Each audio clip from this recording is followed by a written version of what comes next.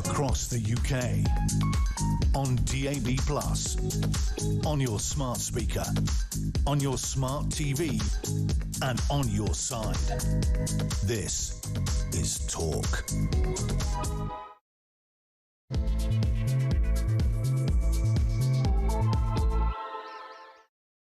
A very, very good morning to you. Thank you very much indeed for joining me. This is Talk. We are the home of common sense. Thank you, as always, for your company. Whether you are listening on DAB+ radio, on your smart speaker, watching on YouTube, or your connected device, loads of different ways of listening and watching. Really appreciate you joining us. We always appreciate that.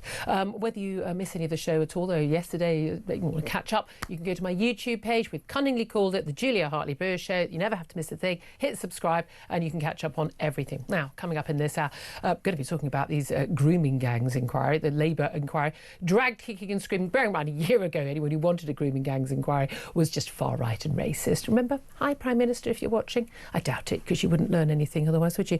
Dragged kicking and screaming, 4 months on, we still don't have a chair, and now we've had 3 of the sex abuse victims resign very, very publicly, and plunging the gang inquiry into further chaos. They are claiming it's a cover-up, damning it's got a toxic environment. Meanwhile, a leading candidate, a former senior social services chair, she has called out from being a possible candidate to chair the inquiry. So what more chaos to come?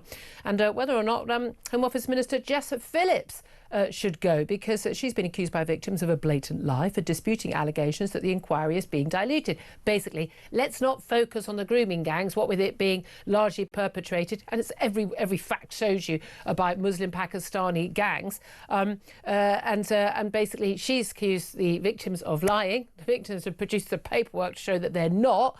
And really, is it tenable for Jess Phillips to stay in her job? The Home Secretary, Shabana Mahmood, has written a piece in a paper today trying to quash concerns by saying the National Inquiry will leave no hiding place on these issues. But do we even trust the government, given they were dragged into doing this? I'd love to hear your thoughts on all of this. A toxic cover-up, victims basically saying this isn't what we signed up to. The Home Office Minister accusing the victims who've resigned of lying when they blatantly have not lied.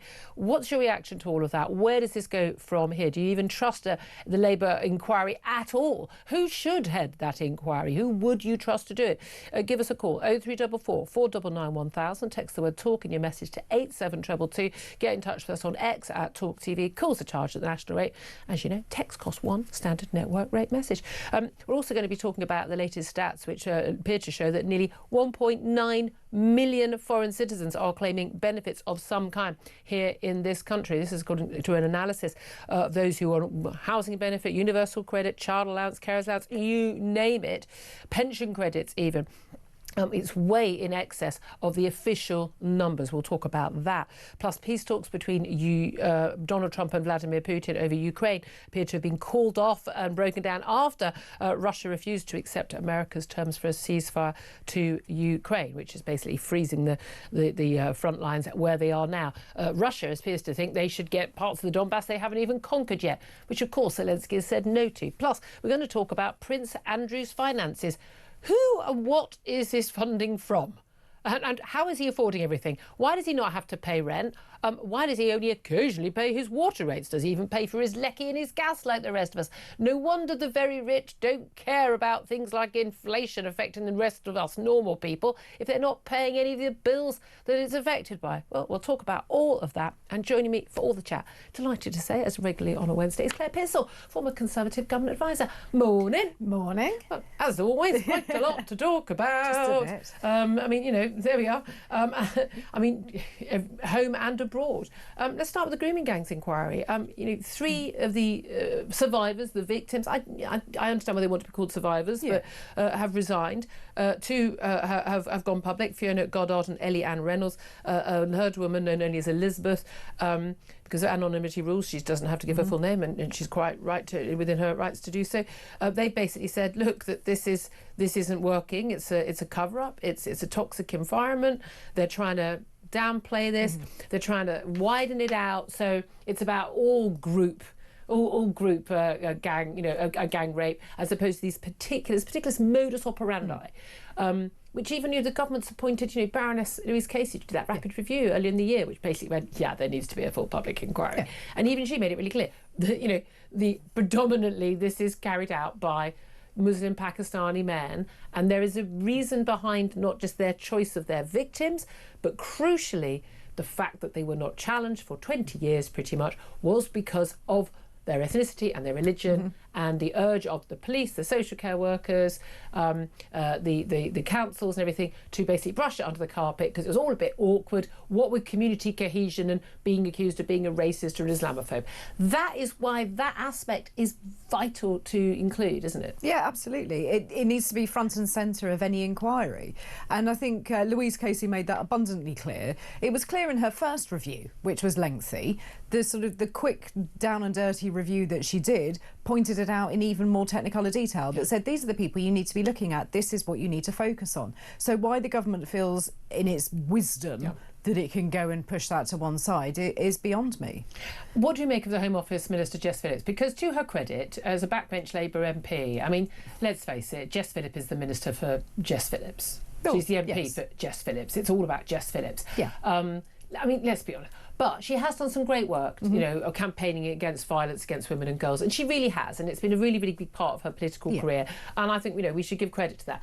She's then put in the job where she's a safeguarding minister. So, great. This is this is your area of expertise. It's your area of passion, And she basically has completely and utterly lost the trust of the very people she claims to care the most about. But I do want to... Do you just care about the victims of other perpetrators?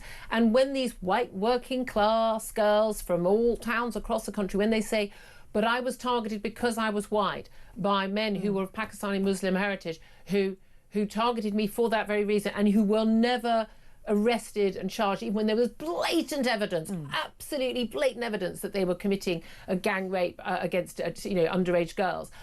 And it was because of their ethnicity and because of their religion that they were not brought to justice.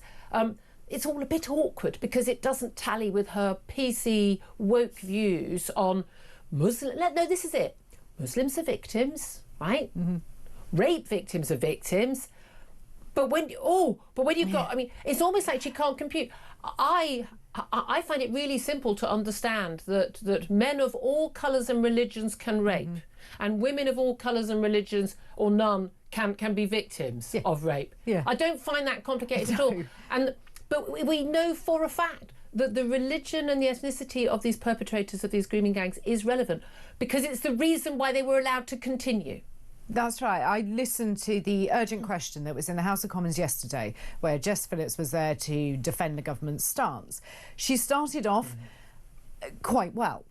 I have to say it went downhill rapidly. Do you think so? When she reads the statement, she always sounds like I'm a little bit bored and I've got somewhere better to be and I'm Jess Phillips and I'm morally superior to you? She didn't come across like that to begin with. I had a different statement. To begin with, it sounded pretty normal. Pretty good statement, fine. She didn't write it, that was obvious. And then as soon as the questioning came, she got defensive. Narky. Sloppy. Yeah, narky. She looked like she would rather be anywhere else. And it did at one point say, I could be speaking to some victims right now, but I'm here with you. And it's like, but this is your job, love. This is your job, and this is really important. But for me, her whole tone was, how dare you question me? Yeah.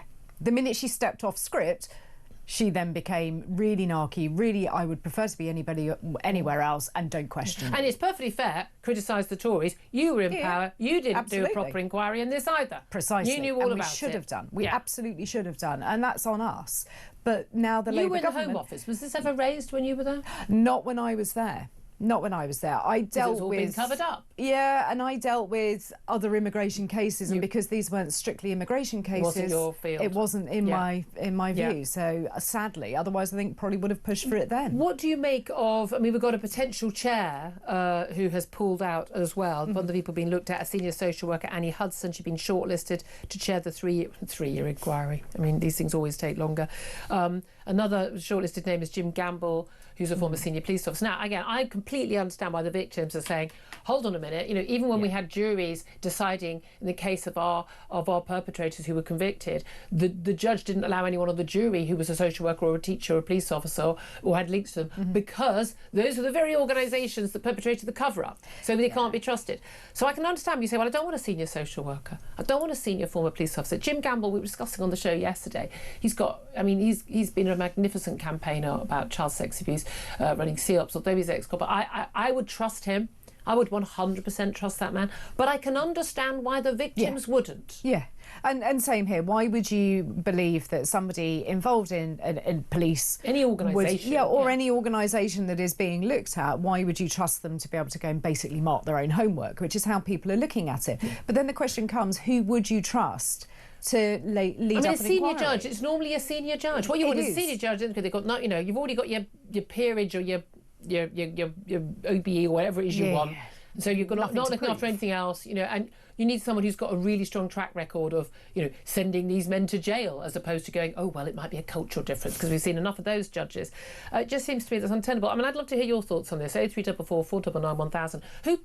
Who could run this inquiry? What does it tell you that 4 months in they haven't got a chair yet? What does it tell you that 3 sex abuse victims, we're told the 4th as well, but they've not gone public yet, have now resigned? We spoke to Maggie Oliver yesterday, who's the whistleblower of Rochdale, just a wonderful woman who's put money on the line, to put a career, a job, a reputation on the line for these young women, and she says there's more to come. There's way more to come.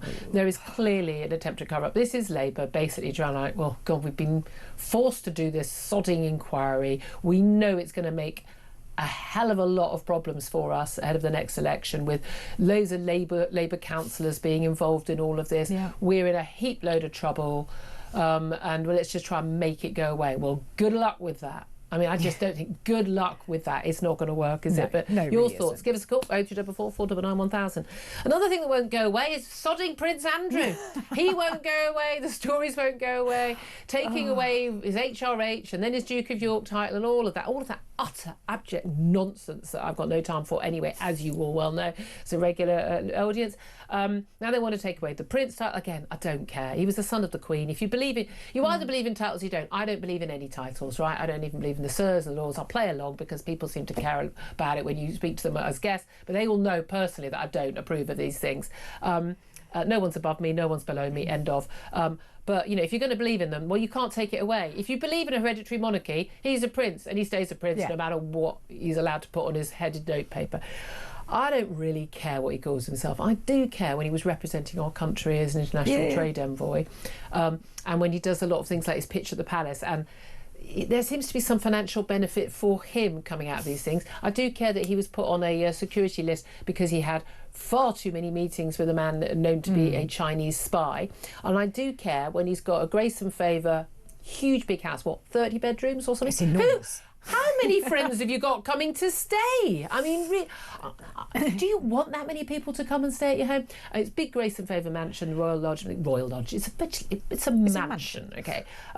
He's not only is he not paying any rent on it, he paid for the upkeep, £1 million lease initially, but he's got it until, the whole family's got it until 2078. I mean, good luck surviving that long. But paying a peppercorn rent, so zero rent. Apparently he pays his water rates only when he feels like it, according to The Sun today. That's funny. I thought I had to pay my utilities. Does he pay his gas bill? Does he pay his electricity bill? I mean, I would like to know, because is it all optional? And this is the thing, and Margaret Hodge, who's the former chair of the Public Accounts Committee, and she's made some really good points today about, at the end of the day, they can't be both private and funded publicly. It's like with Prince Harry, isn't it? It's like you can't be a royal and also then go make money off Netflix. That's not how it works. So he's a public figure. He's been funded basically by his mum, late Queen. Basically indulged her favourite son, and he's got away with stuff for years, and probably she wasn't told the full story on things. At least I hope she wasn't, because otherwise, frankly, really unacceptable, very poor judgment on her part, and I would be surprised by that, because she is a woman who exercised superb judgment as a monarch in terms of, we never knew her political views, we never, she did her job, why? You're going to have a monarchy, that's as good as it gets, folks, but it's untenable for these people to, they don't pay income tax. don't pay inheritance tax. Well, we have all this fuss about inheritance tax. Well, they don't pay any of the same taxes we pay. They understand nothing about life. Absolutely nothing. And what I would like to see is him taken out of Royal Lodge. Go find yourself a 2-bedroom flat to rent. Learn how Fergie's to... in one, he's in the other. Exactly, but learn how to pay council tax, learn how to go shopping. Do all of those things, because he has not got a clue. But where his money comes from... He was born into that world. No, it's not, but he is now not in that world through his own actions. Yep. So why should he be allowed to Never been even charged rent? with a crime, let alone convicted of one. No, and it's amazing, isn't it? He managed to get his mother to pay off a large sum of money to somebody for something he didn't do. Or somebody he never even met. I mean, that's the thing. Look, everyone knows what they think about Prince Andrew. It's very, very, very clear. But seriously, there's a lot of questions about where does his money come from.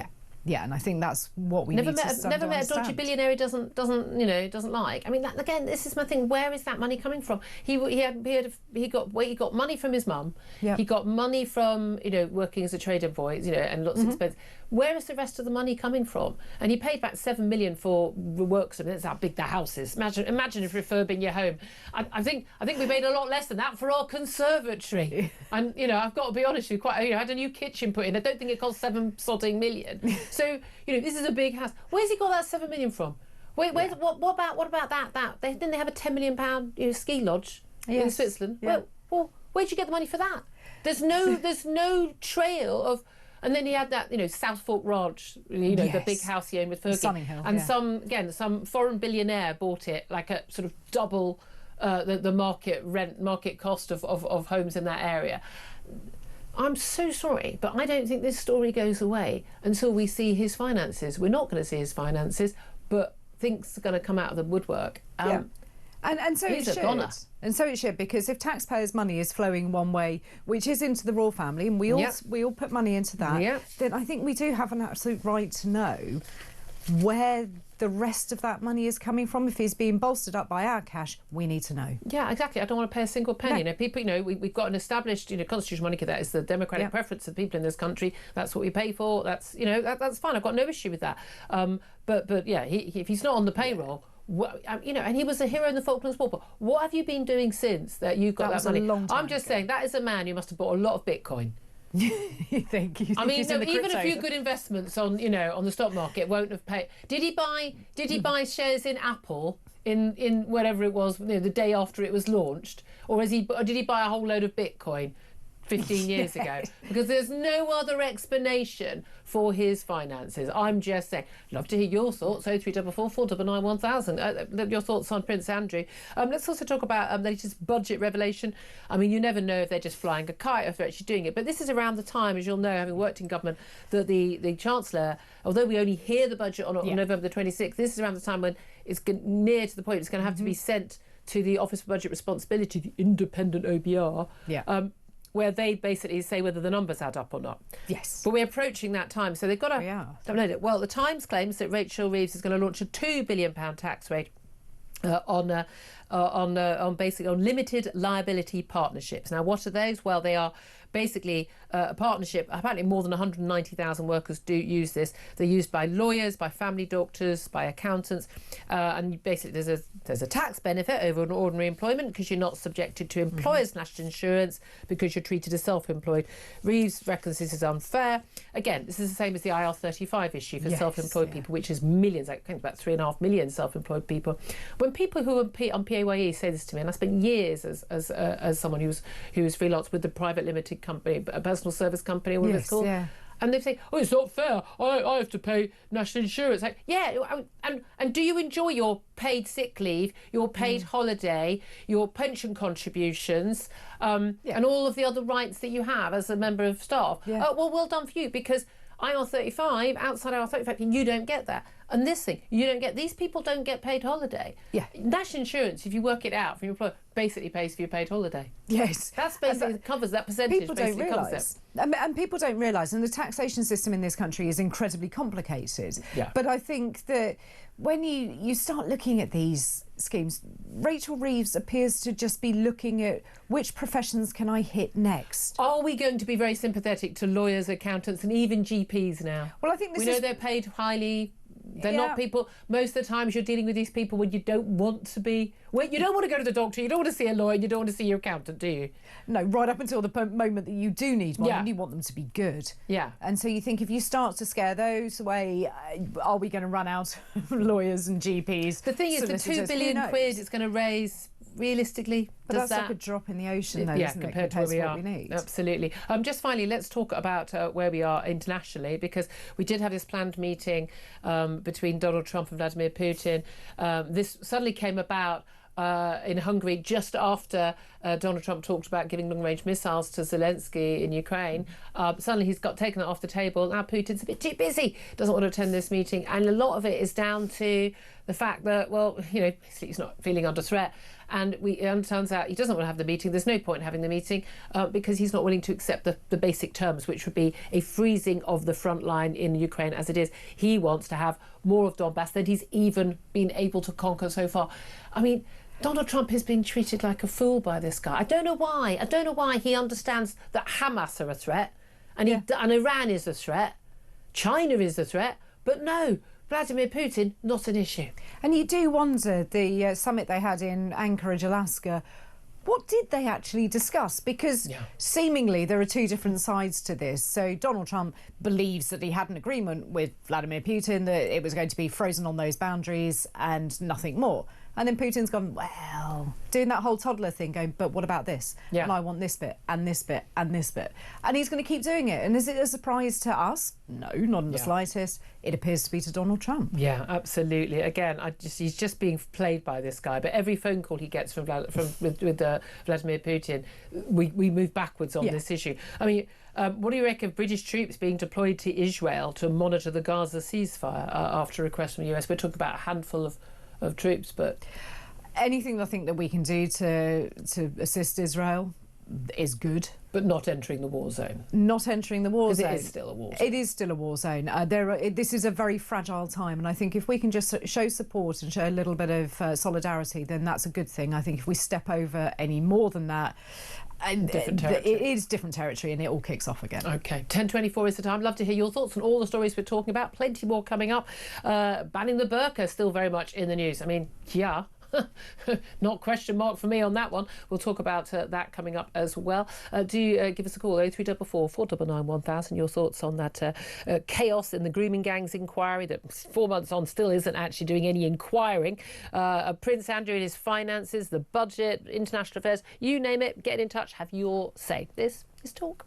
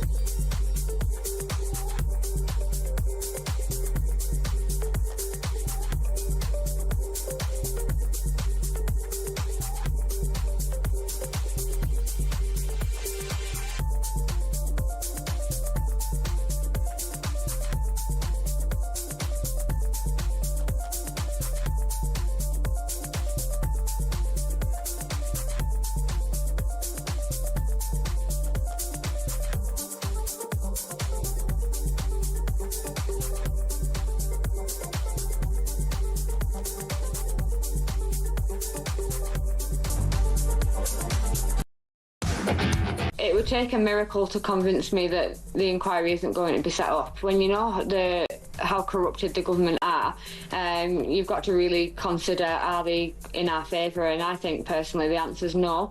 I'll still be raising the awareness and I'll still be fighting for our voices to be heard, but regarding faith in panels and inquiries now, I think my 1% of faith was swiped today after Jess Phillips came across like she did, and you know, she was appalling in the way that she held herself in the House of Commons. It was disgusting to watch.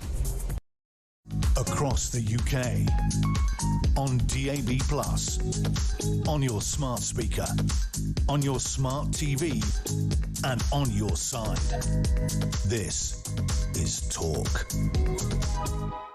Good morning, welcome back to the show. 10:27 is the time. Claire Pistol still with me, and you're on the line as well. 0344 499 1000 to have your say. Robert is in Hertfordshire, and he wants to talk about where we are with the grooming gangs inquiry that isn't doing any inquiring yet. Good morning to you, Robert.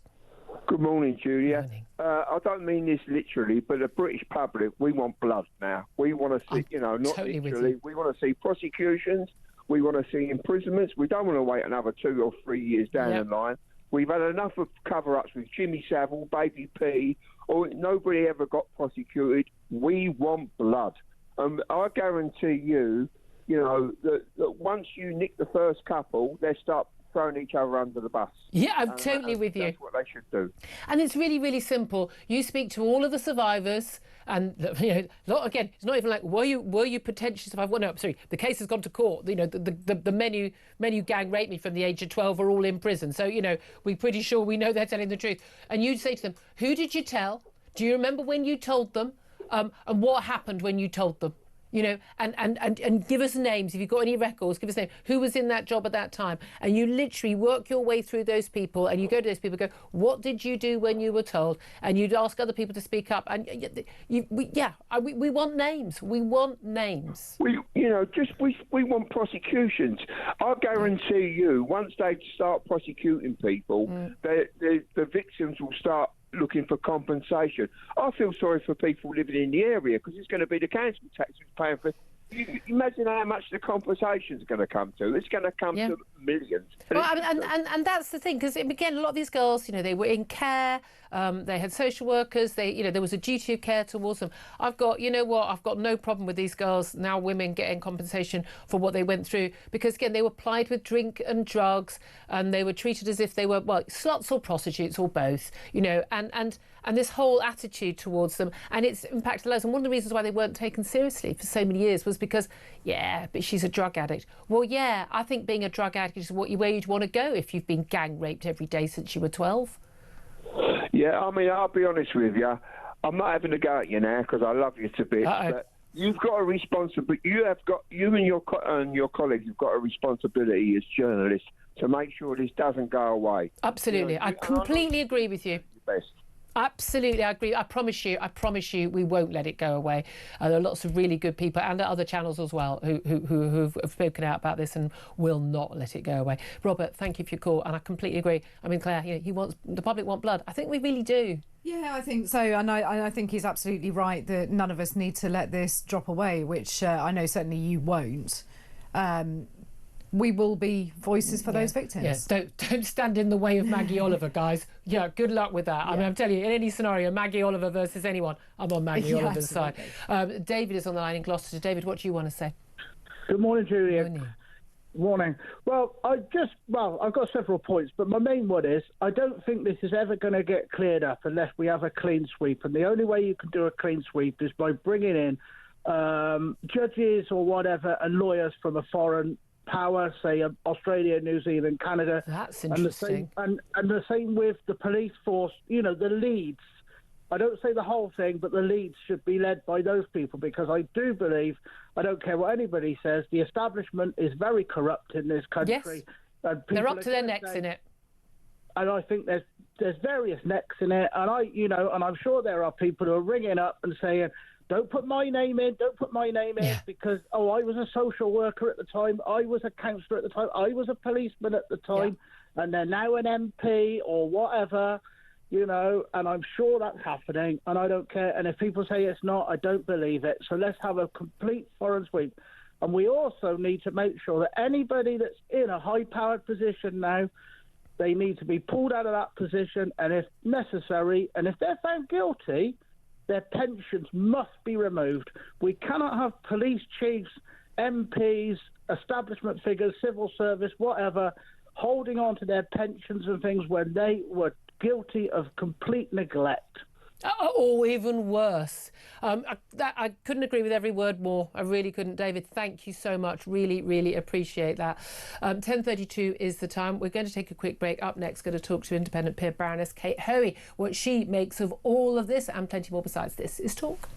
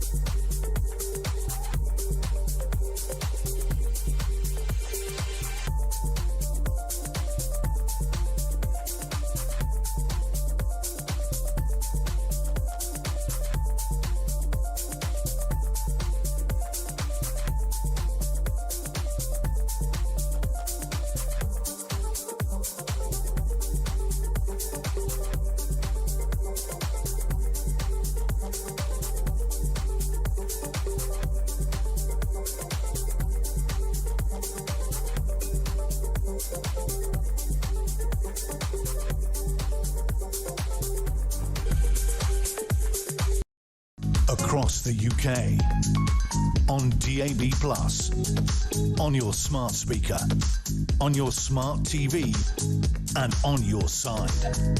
This is Talk. Good morning, welcome back to the show. 10:35 is the time. Let's go straight to my next guest. Baroness Kate Hoey is an independent peer and former Labour MP, and is here to talk about, well, some of the biggest stories of the day. A very, very good morning to you, Kate. Morning. I mean, where should we start? I mean, grooming gangs seems like the obvious place to start. We've got 3 sex abuse survivors walking away, resigning from a liaison panel who are helping to decide the remit and should be the inquiry chair for this grooming gangs inquiry. We're 4 months in, not a single inquiry has taken place whatsoever.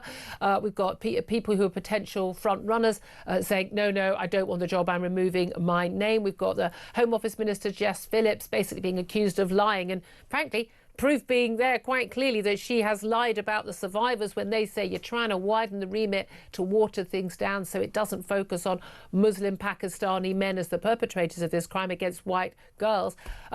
What's going on and how does this end? Well, it took such a long time for the Labour Party to get this together and actually get the inquiry set up. So obviously, from the beginning, victims were feeling very angry about it.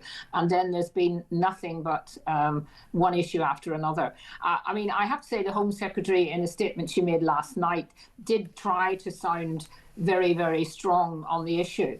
I was still disappointed that she didn't want to actually ever use, and no government minister ever wants to use the word Pakistani. Yeah. They always try to hide it in some kind of wider words that bring in more people. But well, they often say Asian, don't they? But like, it's not Asian men. That's actually a slur on men from other backgrounds. Again, it's not all Pakistani men. Of course it isn't. Of course it's not. But it was predominantly in those particular areas, it was predominantly Pakistani, and the public know that, and that sounds like they're trying to hide something. Yeah. I also think, I think I feel a bit sorry for Jim Gamble, because actually I know him. He's from Northern Ireland originally, and he's a good guy. But the problem is, no police officer, however they have not been involved, is going to be satisfy the victims who feel very strongly that the police were involved in some way in this, and therefore I think he is going to have to be ruled out. And they were going Which is such a shame, because he is. I mean, my guest yesterday, Philip Ingram, was, we've both dealt with him over the years. He's a former police officer, which is an issue, as you say, but his work on tackling child sex abuse since his work as police officer has been superb and beyond reproach. Yes, I wondered if it might have been possible for him to, if they're thinking of appointing him or talking about it, to have actually met privately with some of the victims beforehand, before all this came out. Now it's very, very difficult. But, it is something that she has decided, the Home Secretary is going to be judged on. And I have to say, I mean, I'm sure some of my former Labour colleagues won't like me saying this, but I do think that Jess Phillips has had her time in that office. I mean, she clearly now is under huge pressure. She, behaved, I thought, quite badly yesterday in the House of Commons in her reaction on the statement. It's always emotion for her, isn't it? And it is. And there's a certain arrogance there. There's a certain, how dare you question me? I've campaigned on this issue for many years. Who do you think you are attitude. Yes, I think, and that is coming over more and more. And I think even I was looking, I think it was John Healy was sitting beside her when she was having that kind of explosion. And I wouldn't be surprised if many of her colleagues actually do begin to think that, I'm not saying she shouldn't go into another job or something, but certainly I think she's been in that now and has obviously lost all respect of those victims who are most important in this. At the end of the day, they are the only people who matter. Yeah. So I think the Home Secretary would actually, be quite would get a lot of extra points if she was to get the Prime Minister to agree to remove Jess. Yeah, I think the politics of that, given where the Prime Minister's popularity is with his own party and indeed the public, is unlikely. I imagine there could be a shuffling at some point. I mean, she's just clearly not up to the job. I think that's the other key thing. But also, if you're accusing a survivor of child sex abuse of being a liar, and then she's able to come back and go, no, you're lying, because here's the proof that, yes, you were trying to water. She says there was no attempt to water down the remit, so it wasn't just focusing on the grooming gangs. And there's literally a document asking them, shall we water down the remit? No. So either she was badly briefed, in which case she's not up to the job, really. She should have been asking the questions. Absolutely. Let's talk about Prince Andrew. Still a prince, by today, not Mr. Windsor. Pressure on him, but also pressure on the royal family generally, particularly, the king now, is growing over, this freebie 30-bedroom mansion, the Royal Lodge, which he's paying no rent, which he's got a long lease on. Apparently barely ever paying his water rates. We don't know. Is he paying his lecky bill, his gas bill? Who knows? Where is his money coming from? How does he afford the lifestyle he and his wife have? There's no discernible income other than his military pension, which is, way below what he spends on a week. A weekend away skiing costs more than that entire income. So where is his money coming from? And are we footing the bill for this supposedly playboy prince who has embarrassed our nation? Well, clearly, the public purse should not be in any way funding anything to do with his lifestyle. The royal family, personally, without any public money, are quite wealthy. So I don't see why they couldn't find him in many of their estates, a small house that he could move to and live. I mean, after all, I think we do have to remember that most families who have somebody in their family who behaves appallingly or even goes to prison, they usually rally round the family. And no matter what Prince Andrew's done, he is still a member of a family. And therefore, I think we have to be careful about, sort of almost wanting him to go out and sleep in a tent, which maybe some people would. And then I think the other thing I would say is, I do feel that there are a lot of people now wanting to keep this going as a big issue because they don't like the royal family. There are, but I think we have to sit back and remember, he hasn't actually been found guilty of anything in this country. I was just going to say, he's not actually even been accused of a crime in this country. Well, yeah, and I just think we need to sort of balance that a little bit. Now, I think he, I don't really want to go into what I think of him personally. Go on. Well, but I mean, the reality is he has got no public role now. He's lost all respect in the country. He's lost any chance of getting a decent job probably anywhere in the world. And I think, we should try and kind of get him off the premises, in the sense of off anything out of public money, and let him go off and reflect on. I don't think he will. I think he's too thick and arrogant, frankly, to do that. But let's also talk about, we talk about the public purse. Let's talk about where we are in terms of the budget, because it's coming up 5 weeks today. We're going to have the budget on the 26th of November. And the Times are saying that one of the things Rachel Reeves, the Chancellor, is planning to do is a £2 billion tax rate on lawyers, family doctors and accountants. Not the people perhaps most people would have that much sympathy for, largely pretty high earners. But basically, the idea is that something like 190,000 workers use what's called limited liability partnerships, particularly lawyers, and basically there's a benefit. Then they don't have to pay employers' national insurance, which of course, as we know, has gone up, and the threshold for paying it has gone down, so that's quite a big chunk of money, and it's a tax benefit. That said, it also is for people who don't get paid holiday, so same as the people out who were working under or outside IR35, people who are working as freelancers. That's a few million, people who work as plumbers, journalists, plumbers, electricians, builders and the like. What do you make of this? Is this, apparently £2 billion is what she can raise, but does that touch the sides? And are these the people she should be aiming to get money from? Well, I think personally that this particular tax, or if this measure is carried out, that won't be one that you'll find sort of people jumping up and down, being furious about. It's not pensioners winter fuel. It's something that actually most people hadn't probably realised, and that there was this way of getting away from paying employers and national insurance. So I don't think the amount raised is obviously not huge. So she's going to have to look for other things. But the more, it's just so common sense to me that the more and more we tax people, and the more and more we try and take money away from supposedly wealthy people, that we end up with fewer jobs, people moving away, and we have to tackle, and they couldn't even tackle the welfare budget when they had that minor thing recently. So I think one of the positive things about the budget, or the day before the budget, I think 2 days before, there's going to be a huge farmers' protest.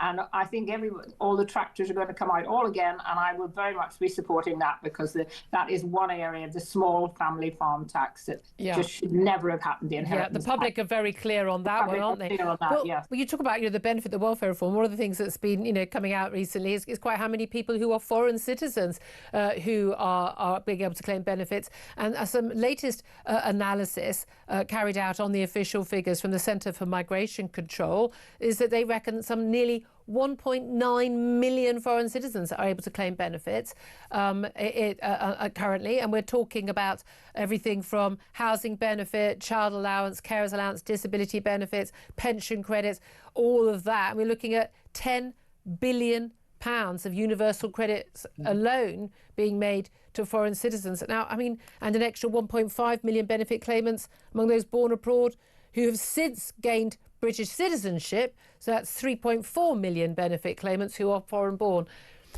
Now, someone who's British citizen, you go, well, okay, fair enough, they're entitled to everything. But a lot of these people got the citizenship simply because they've been here 5 years. You've come here, you've worked 5 years, but you can then stop working, you can claim anything you want. And this is not where the British people are anymore, is it? It's shocking, and that's not taking into account all the help and support we give to migrants and asylum seekers before they've been given any kind of status in the country. Well, these would be legal. These vast majority of these are, I believe, people who come over legally. Yeah, many of them who eventually will get the 5 year, will have been here illegally. again, that's something that, you know, no government, I think the last government really didn't do very much about that either. They're now obviously saying that they would. And to be fair, Labour is now saying that they're going to put it up to 10 years before you can claim, you know, have right to remain. But no one should be coming to this country who doesn't want to work and doesn't want to be, and they shouldn't be allowed to be given that kind of status until we know that they have become truly wanting to be part of the British state and get citizenship. I mean, citizenship should be much harder to get to start with. I mean, I think it's much too easy, and I probably wouldn't be particularly keen on dual citizenship either. That. But again, it shouldn't be something handed out like confetti. Just related to that, and really tight on time, but I need to go to a break. But related to that, people, you know, joining this country culturally as well as economically. Would you agree with Robert Jenrick, the Shadow Justice Secretary for the Tories, that we should ban the burqa? The burqa is the one that completely covers you with a little thing over your eyes. Not burqa and the niqab burqa. And I do not think anyone should be involved in any public, you know, they shouldn't be allowed to go into a post office, into a national insurance, or any of the benefits office, anything fully covered. When I had people come to my constituency, very rarely, but I would very politely say to them, I'm sorry, but would you mind taking off? And women, they always did. Okay, very interesting. Funnily enough, the men aren't required to cover themselves up. Never works that way, does it? Baroness Kate Hoey, always good to talk to you. I'm going to get Claire Pearsall's thoughts on all of this coming up in a few moments. First up, though, we're going to take a quick break. Then we're going to be talking about overseas, what is going on with Ukraine, Putin and Trump. That meeting is cancelled, and indeed talk about Gaza as well. This is Talk, the home of common sense.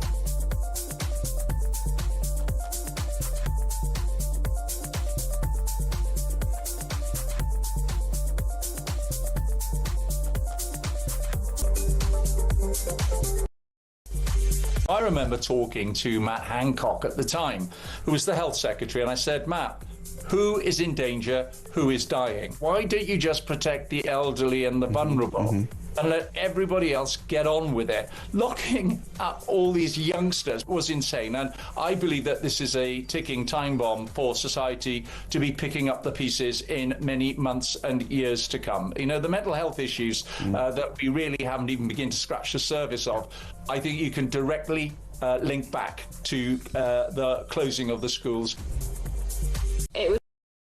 Across the UK, on DAB+, on your smart speaker, on your smart TV, and on your side. This is Talk. It's talk that Homer Common says 10:51 is the time. Claire Pearsall is still with me. I just want to get your quick reaction actually to what Kate Hoey had to say in terms of where we are, in terms, particularly on the benefits. I think 1.9 million foreign citizens claiming UK benefits, another 3.4 million who were foreign born who've now got citizenship claiming. That's just not going to tally with the British public anymore, is it? No, it isn't, and you can understand why they're going to be fed up. But I think that we need to look at anybody who's claiming benefits, because the benefits bill in this country is unsustainable. And it's mostly Full Brits. stop. I would like everybody to be working. I'm old-fashioned like that. Strange, isn't it? Yeah, I mean, it's curiously left-wing on this issue. I believe Mark said it, from each according to their ability, to each according to their need. Everyone's forgotten about the first bit. Exactly. If you're able to work, you should work. Yep. End of full stop. Moral, civic duty. I don't know why people think that's an issue. And if your kid's not working, I've got a problem with you as well. Yes. There we go. It's that simple. It's that simple. Love to hear your thoughts on all that. 0344 499 1000. Let's turn our attention to foreign affairs now with Cormac Smith, a former advisor to the Ukrainian Foreign Ministry. A very, very good morning to you, Cormac. Julia, good morning to you. It's lovely to see you again. Thank you. Well, I wish we were in lovelier circumstances and Donald Trump had woken up to the threat of Russia the way he's woken up to the threat of Hamas and Iran and even China. But he still, for some reason, has this blind spot when it comes to Vladimir Putin. There was a plan for more talks between Vladimir Putin and Donald Trump. Not that perhaps we would have been that optimistic about what would come of it, but it turns out that Russia, doesn't want to go ahead anymore. There's no point because they don't accept basic ceasefire terms, which I still think are unacceptable to Ukraine, but even the fixing the lines of control where they are right now. Putin says he wants control of even more territory than he's even conquered already before he'll even talk about a ceasefire. Where are we at? Look, Julia, it's important, and I share your frustration, but it's important to know that Russia has not indicated in any way that they want peace. There was a meeting the other day between Marco Rubio and Sergei Lavrov, where Lavrov made very, very clear that Russia's aims our demands were still maximalist. Now, something that people need to understand is this 25% of the Donetsk Oblast, which Putin does not hold. Ukraine still holds it, and Putin says that he wants that as part of any peace negotiation. He is saying that there must be a peace agreement in place before there is a ceasefire. This goes against all norms of peace negotiation. But what's important to recognise, that 25% of Donetsk is heavily fortified. It's what Alexander Stubb is, a good friend of Trump's, by the way. They play golf together. He's the Prime Minister of Finland.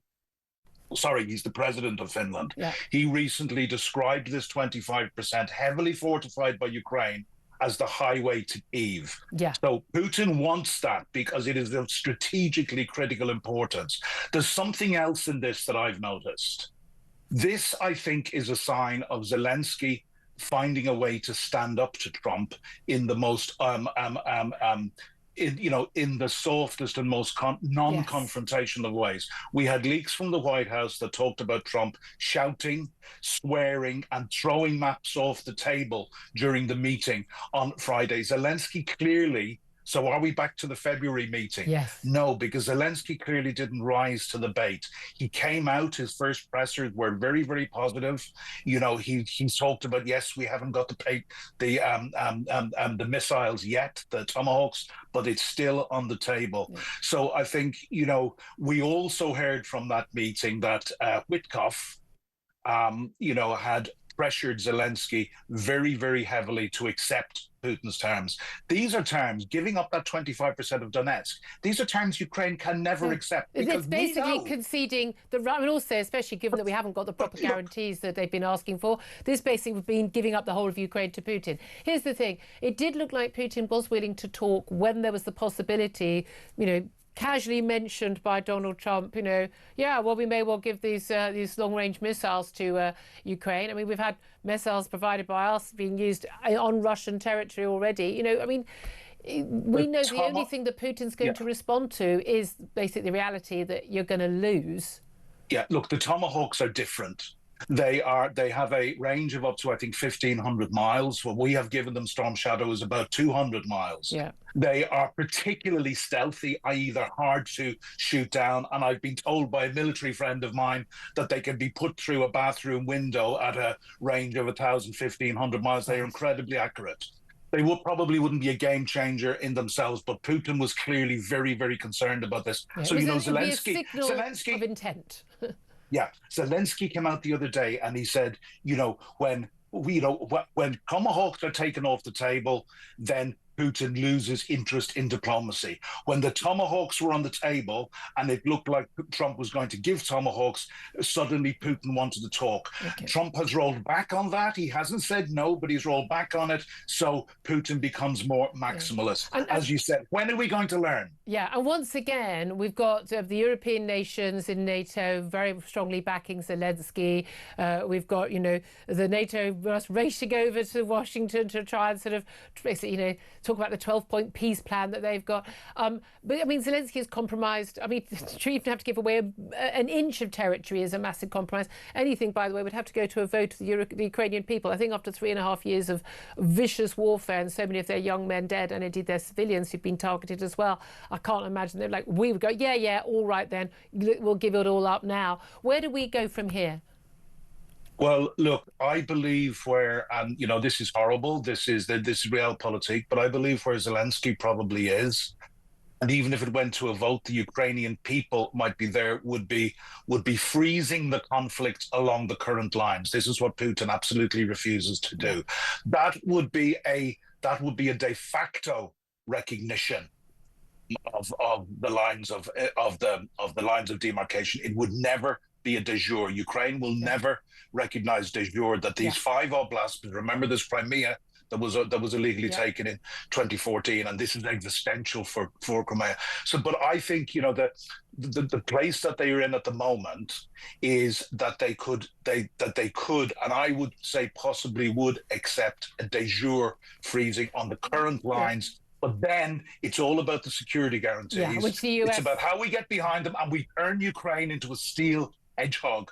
And also what is left, the 75 to 70, 80% of Ukraine that's left, if we look at what happened with West Germany after that was divided in 1945, with the support of the West Germany became one of the world's economic powerhouses. Yeah. And with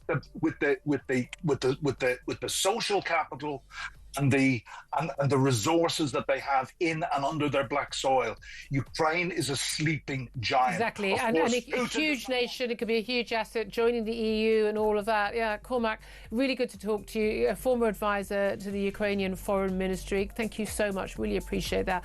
I'd love to hear your thoughts on all of that. Do get in touch, 0344 499 1000. We'll hear about Claire Pearsall's thoughts on that. We're also going to be talking more about the grooming gangs inquiry. It's fallen into abject chaos. Does the Home Office Minister Jess Phillips have to go after she's basically shown to have lied about the claims of the survivors who have quit from the panel? We'll talk about all of that up next. This is Talk. We are the home of common sense.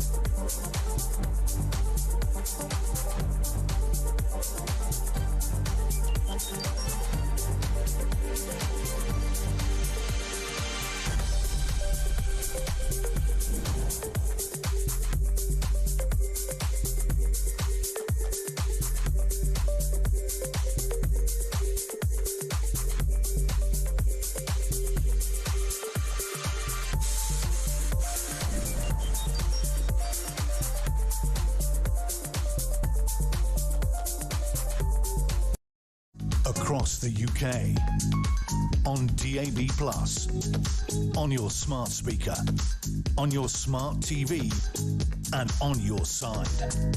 This is Talk.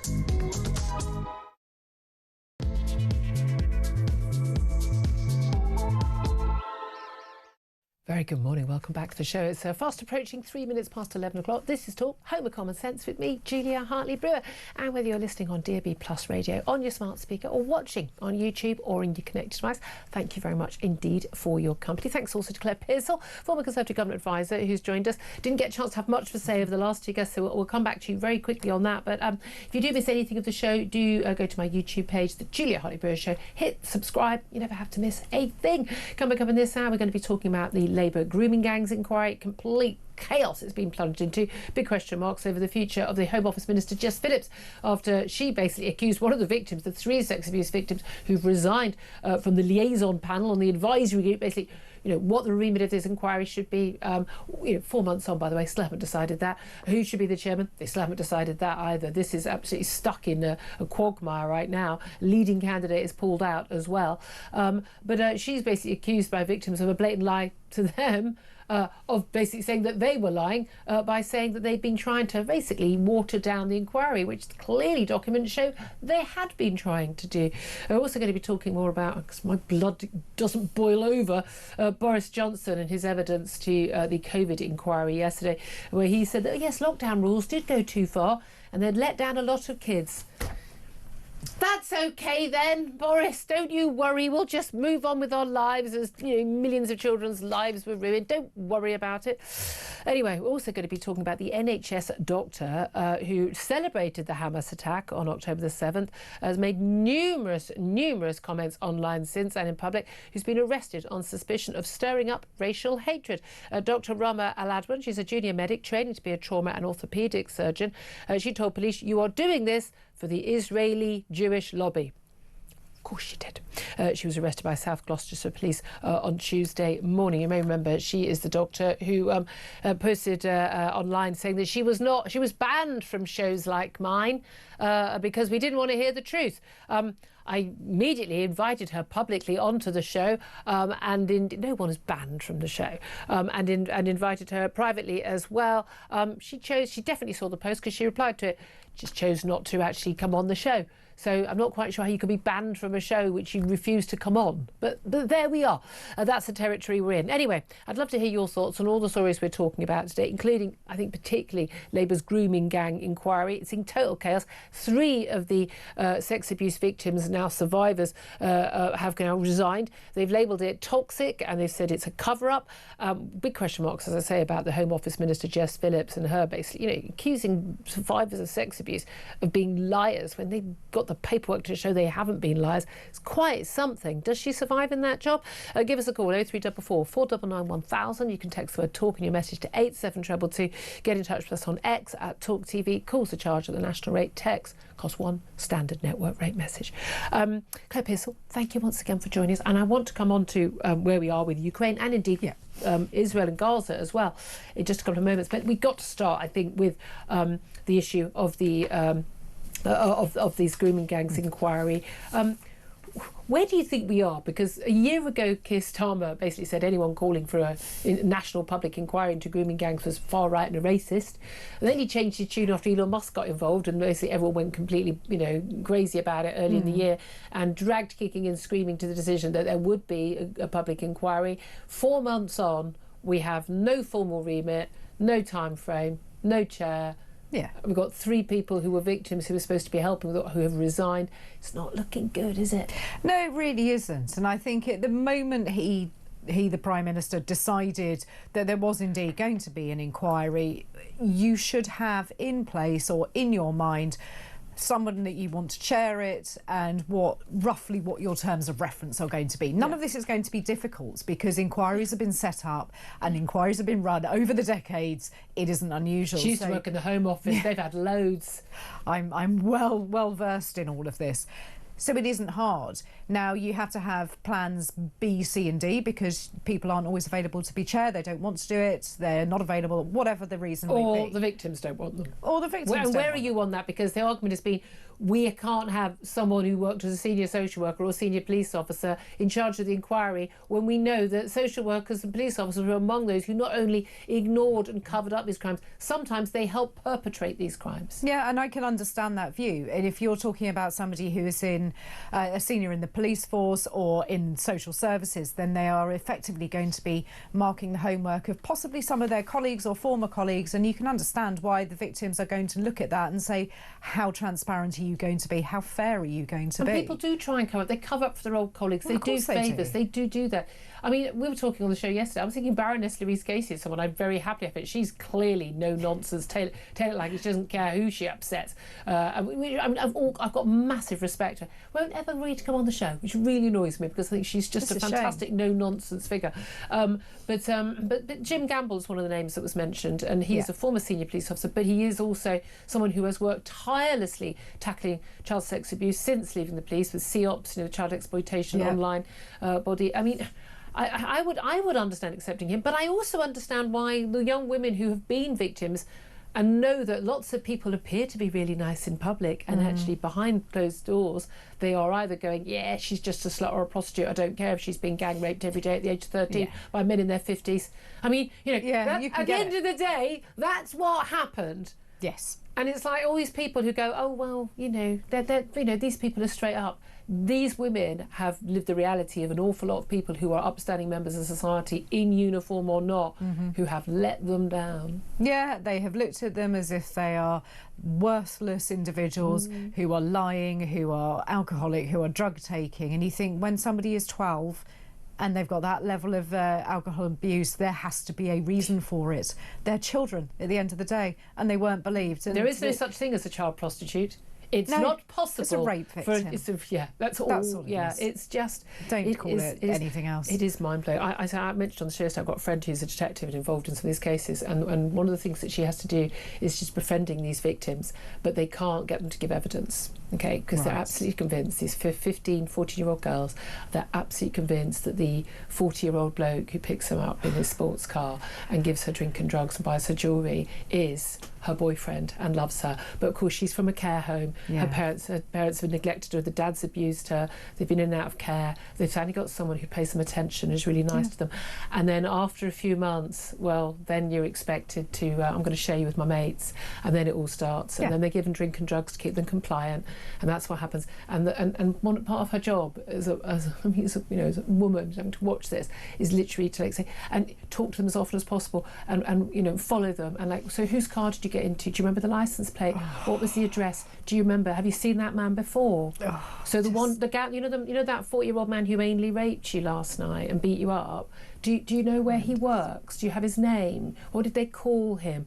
Did the other man know him? I mean, they're trying to get this much information and then having a record of it, getting as much evidence now so that in 10 years' time, when those girls finally accept that they were used and abused and these were not their boyfriends, because they're going, no, he's my boyfriend, he loves me, that they can finally have the evidence, but they'll have collated the evidence along the way. Can you imagine doing that as a job? And I know we'll criticise police officers who've done a bad job, but so many police officers are doing the worst work in the world, trying to, and they literally, I'm like, why don't you prosecute these men? She goes, because they won't. Yeah. They won't claim they were raped. You can't prosecute someone who says they're not a victim. And how do you not want to go and take that girl out of that situation and just literally rescue them out of it? To get them a ticket to other side of the world. Exactly. I mean, that must be such a difficult job. I couldn't do it. I couldn't do it. No. I think anger would get the better of me, and I'd go and find the guys in the cars and deal with it myself, which is not what we need. We know what's happened over the years. The dads who did that, they ended up getting prosecuted. I mean, again, when she told me that, I have to say, just broke my heart. Where are we with Jess Phillips? We mentioned her earlier, Home Office Minister.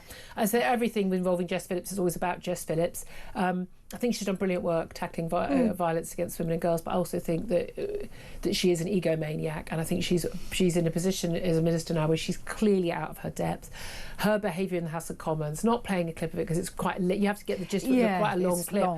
She got very emotional, as she always does. I thought her tone was completely wrong. She has basically accused at least one of the victims who has spoken out of lying when she claimed that they're trying to water the inquiry down. They are trying to extend the remit to basically mean that it's not about Muslim Pakistani men doing this.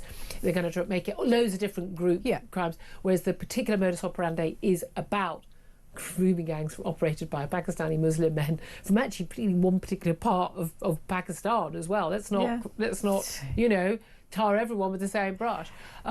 And they particularly chose white girls for religious and ethnic reasons. And we know that. It's come out in court. There's loads of evidence for this. And they want to water it down. But calling a victim a liar when that victim then comes back and goes, well, here are the receipts, because here's the document we were sent saying, do we want to... They don't use the word watering down, but they do say, do we want to widen the remit? And I think when you have to ask that question, I think that the victims are going to look at it and say, they're going to widen this. And I would come to the same conclusion. I don't think Jess Phillips handled it very well in the House of Commons yesterday at all. Started off fine when she was reading scripted words. As soon as it goes over that, she just got so defensive. And I sat there and listened to it, and it was quite a lengthy, urgent question. Everybody in the chamber was asking the same question, why isn't this working? And she just pointed the finger of blame at absolutely everybody else. Yeah, but if you're blaming the women who've been blamed, if you've been called a child prostitute when you've been gang raped when you're underage, don't think you're willing to take Jess Phillips calling you a liar. No. You know what I mean? No. These girls, these young women, they've taken on better than Jess Phillips. Thank you very much. You ain't going to win, love. I think she's untenable to keep her in the job, personally. Untenable for Prince Andrew to stay in Royal Lodge as well. His 30-bedroom mansion lodge. I mean, it's like the place that William and Kate moved into some cottage. And Harry and Meghan. Again, a 10-bedroom cottage. I've hired the old hot cottage for a weekend escape. 2-bedroom. They've never had 10 bedrooms. Or what the hell's going on? What they know what these words mean? What they mean? It's not a palace. Is that what we call our houses now? Not a palace. But anyway, I mean, genuinely.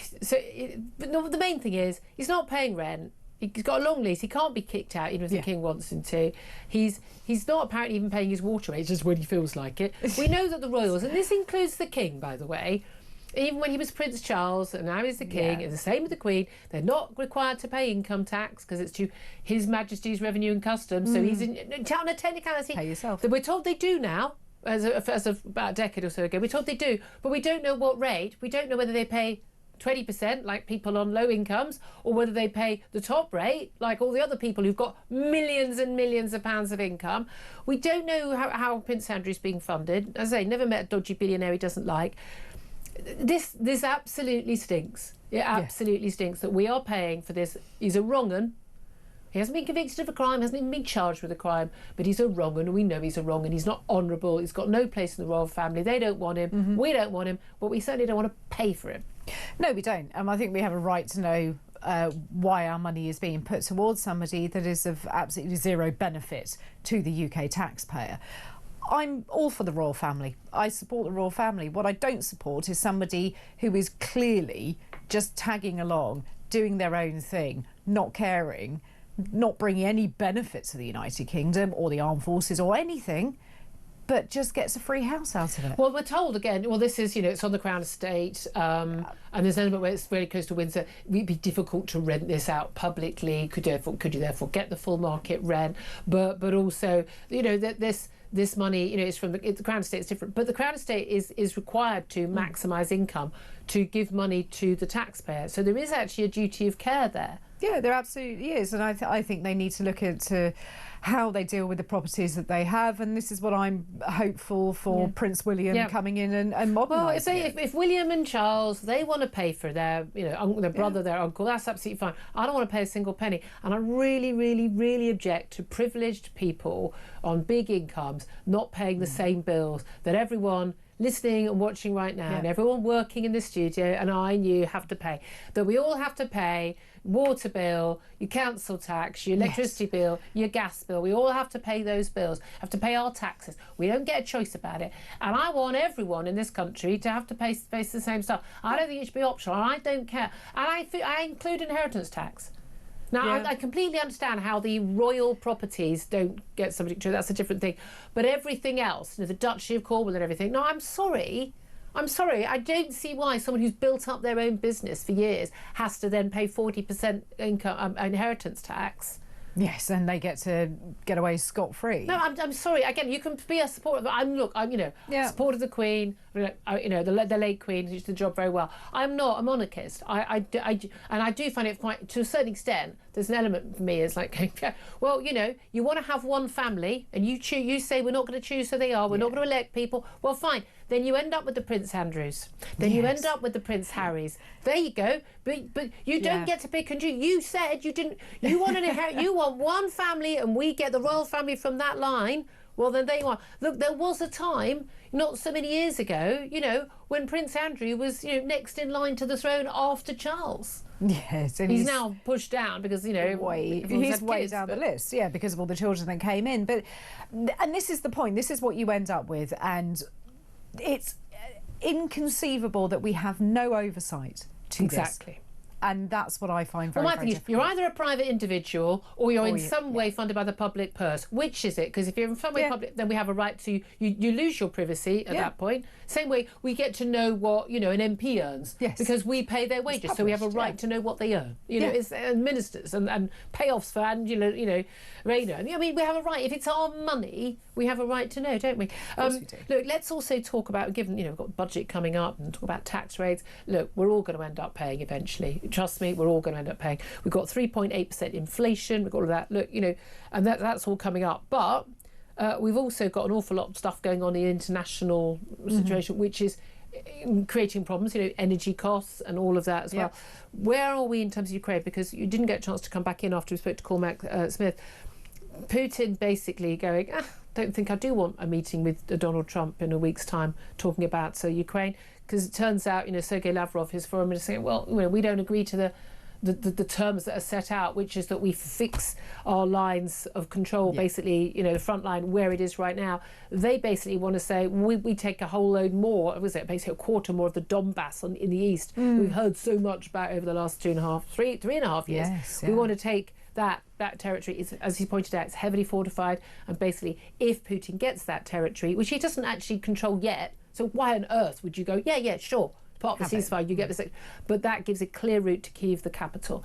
It is untenable for Zelensky to agree to that. He will never agree to it. We can never allow him to agree to it. Where do we go from here? Well, I mean, I don't know. It should come as no surprise that President Putin has changed the goalposts and said he wanted more. And who's to say that he would stop at the Donbass region? It's on its way to Kyiv. You can see where that's going, and you can see why everybody in Europe is actually quite frightened of how far that boundary is going to go.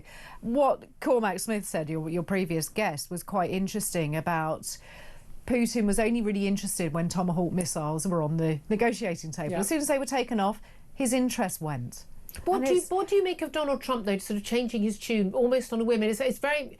He's so sound on Israel, but he's so unsound on when it comes to Ukraine and Putin. I think he doesn't really understand the person that he's dealing with, who isn't like Zelensky, who he could bully a little bit, and now he's got they have a working relationship. He got on with Netanyahu because he was able to shout and point and say, this is how we're going to do it. Putin, on the other hand, just says, I'm not interested in what you think. I'm going to do what I think. Putin is clearly the person. He's the alpha in that relationship. Absolutely, and you get this feeling that Donald Trump kind of almost admires him. Yeah. I mean, and that's the thing. There is much to admire. I always say to people say, "Oh, Nigel Farage admires Putin." No, he said, you as a politician, it's like if you're a massive Remainer, if you don't admire the fact that Nigel Farage had played such a key role in Brexit, you don't get. We're not talking about liking someone, agreeing with someone, supporting someone. Just simply saying, I mean, if you don't admire Vladimir Putin's ability to twist Donald Trump and every other world leader around his little finger, I mean, you're not paying attention. The man is incredible. I mean, he is wily, he is clever, but he is playing Donald Trump like a fiddle. He is. I mean, this is a man who is incredibly good at politics. Whether you like him or loathe him, he is president for ever. You don't basically survive that long in Russian politics. You don't, and 96% of people agreed with him, apparently, on polling day. But you have to admire that, and you have to admire the fact that he can just turn around and say, do you know what, I don't want a phone call with you, Donald Trump, when everybody else is begging for a phone call with Donald Trump. And the utter ruthlessness. I mean, look, he is quite happy to send his own young men to the front line as cannon fodder. He cares not a jot for human life other than his own. I doubt he even cares about his own family. I think he's absolutely, properly, genuinely a psychopath in every conceivable meaning of that sense. And he's going to be quite happy to throw his own people under the on the treadmill of death. And he certainly doesn't care about the people of Ukraine or indeed us. No. My main thing is that some Russian weapons, Russian sites were attacked using British weapons over the last 24 hours. We are at war with Russia. Whether we have troops on the ground, we are at war with Russia. Russia is at war with us. We don't have a choice about it. It's not about being a warmonger. We didn't start this war. Vladimir Putin did. Anyone who says that it was forced on... You need to get off the internet, and you need to start reading some people who know what they're talking about, as opposed to idiots on X who think they know what they're talking about. They really, really don't. And I don't think we've got a choice. But what do you make of British troops being deployed to Israel? I mean, we're talking about a very small number. But basically to monitor the Gaza ceasefire, this is a request from the US. Yeah, and it's one of those things, you look at it and you think, as long as we are only there in support to have an oversight, then I think that is absolutely fine. I would support Israel until the end of time with that.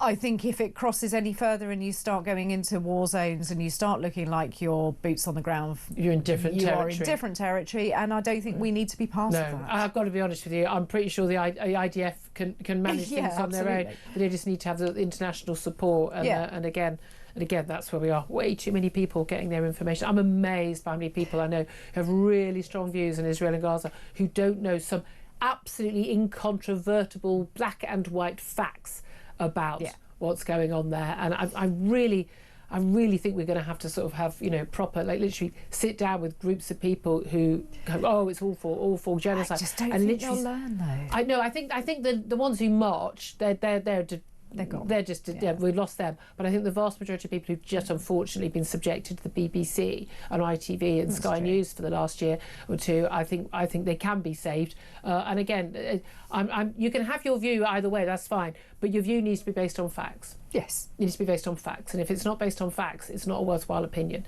And I don't think anyone should want to have... They think they know facts, but if you actually go, no, I can prove to you, incontrovertibly, that is not true... They don't like it when you come back with actual proof, though, do they? Because it blows apart their argument. Of course, I do get paid 7,000 shekels, or is it dollars, or is it pounds, for every single time I speak about this. So that's true. Again, I don't know why I'm still at work, because I'm that rich now after all those posts on X. There we are. Again, I still have a preference, as my accountant does, for it to be in pounds. It's a better exchange rate. I mean, it's so ridiculous. What is the exchange rate of a shekel these days? Not very good, apparently. No, I don't know. I mean, I remember looking up to make a point about how, which is it? If people are going to say I'm being paid money, I'd like to know what currency. I'm just saying, it's obscene. It's obscene that people claim that. It really is.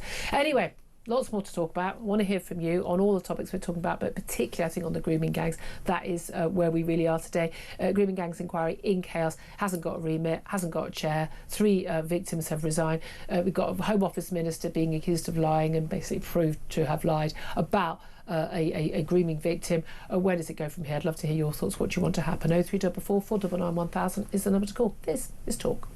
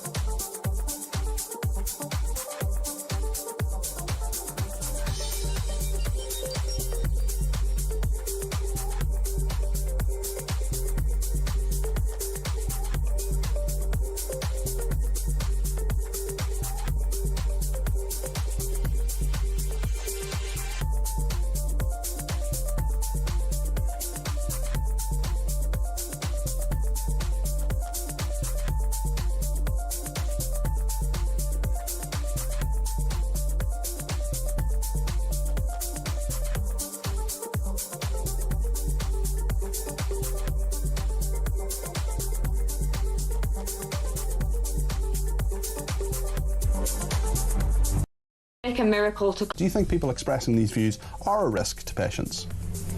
I think you know what, we're going to see what the legal process is and whether this person's deemed to have broken the law. But I think when you see some of the language that's being used there, is that somebody who we want to be entrusting to support people of any faith or religion or denomination? I don't think it is. I don't think that you could assume that someone will get the same treatment if they happen to be Jewish from somebody who espouses views like that. So I think there is a concern. I think we're going to see where the police come to with their investigation and then take it from there.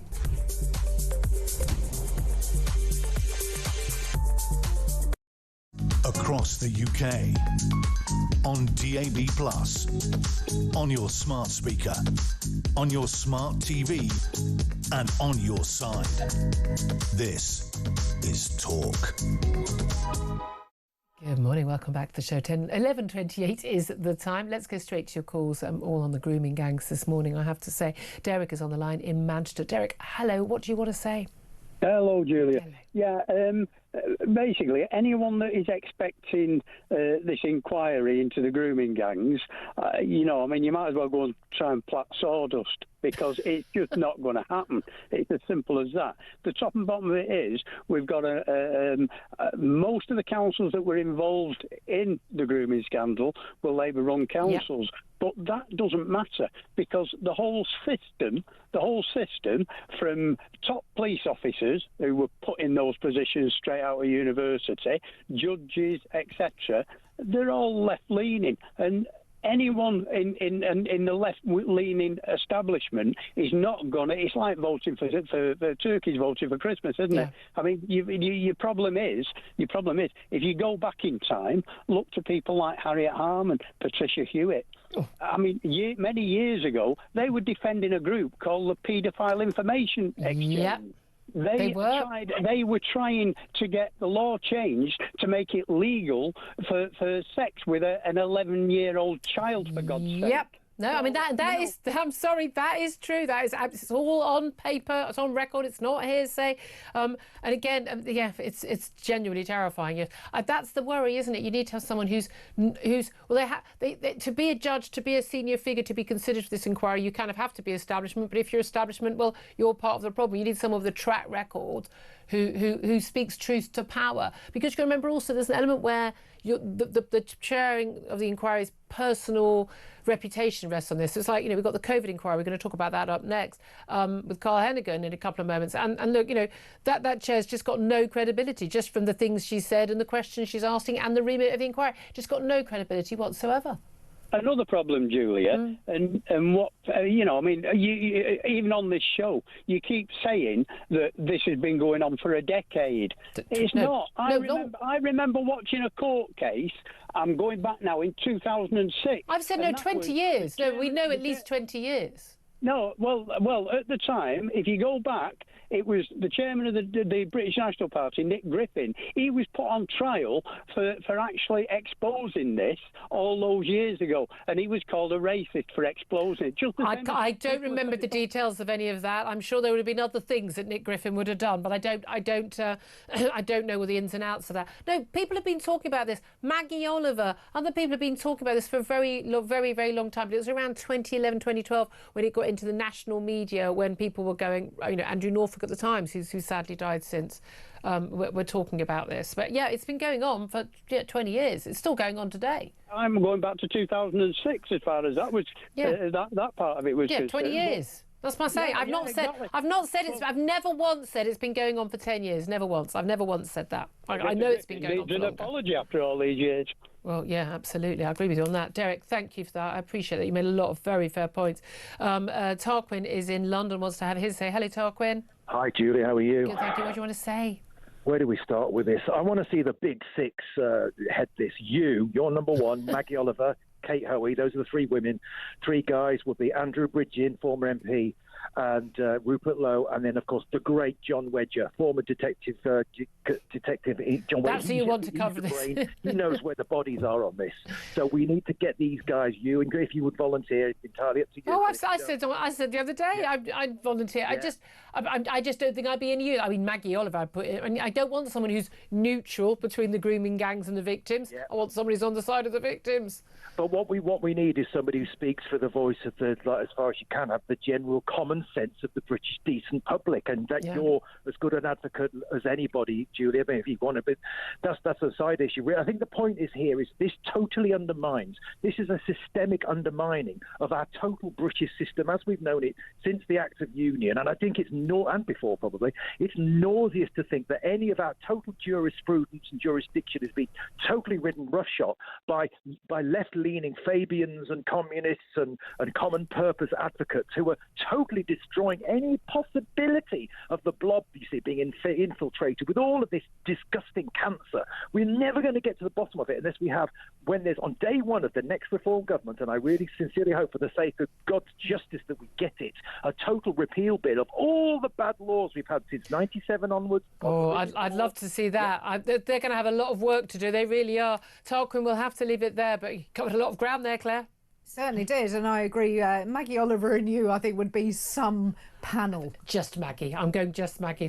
She knows what she's doing. She understands the law. She does. She's excellent. But that's the key thing. It's going to have to be somebody who people recognise and accept as someone who, again, for me, it's more about their willingness and ability and their track record of basically going, I don't care who I upset, I'm telling it like it is. And that's quite a small number of people, sadly. Anyway, we're going to take a quick break. Do keep your calls coming in. Any suggestions who it should be? 0344 499 1000 is the number to call. Up next, we're going to be talking about another inquiry going on for years, not really getting anywhere, to any truth, because it's more concerned normally you with like who said what on WhatsApp as opposed to the damage that's actually been done to our society. Well, that's, of course, the COVID inquiry. And they heard from Boris Johnson yesterday. My blood boiled all day about it. Going to talk to Carl Hennigan to find out what he thinks about it up next. This is Talk.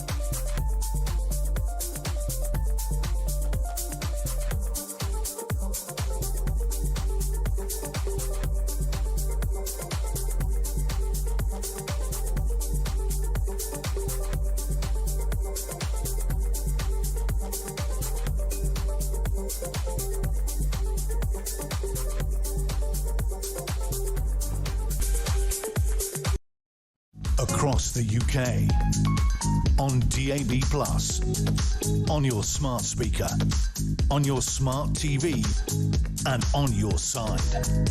This is Talk. Good morning, welcome back to the show. 11:37 is the time. I'm Julia Hartley-Brewer. This is Talk. Let's go straight to talk about, well, I've gone from the grooming gangs inquiry that isn't actually doing any inquiring to the COVID inquiry that's not doing a very good job either.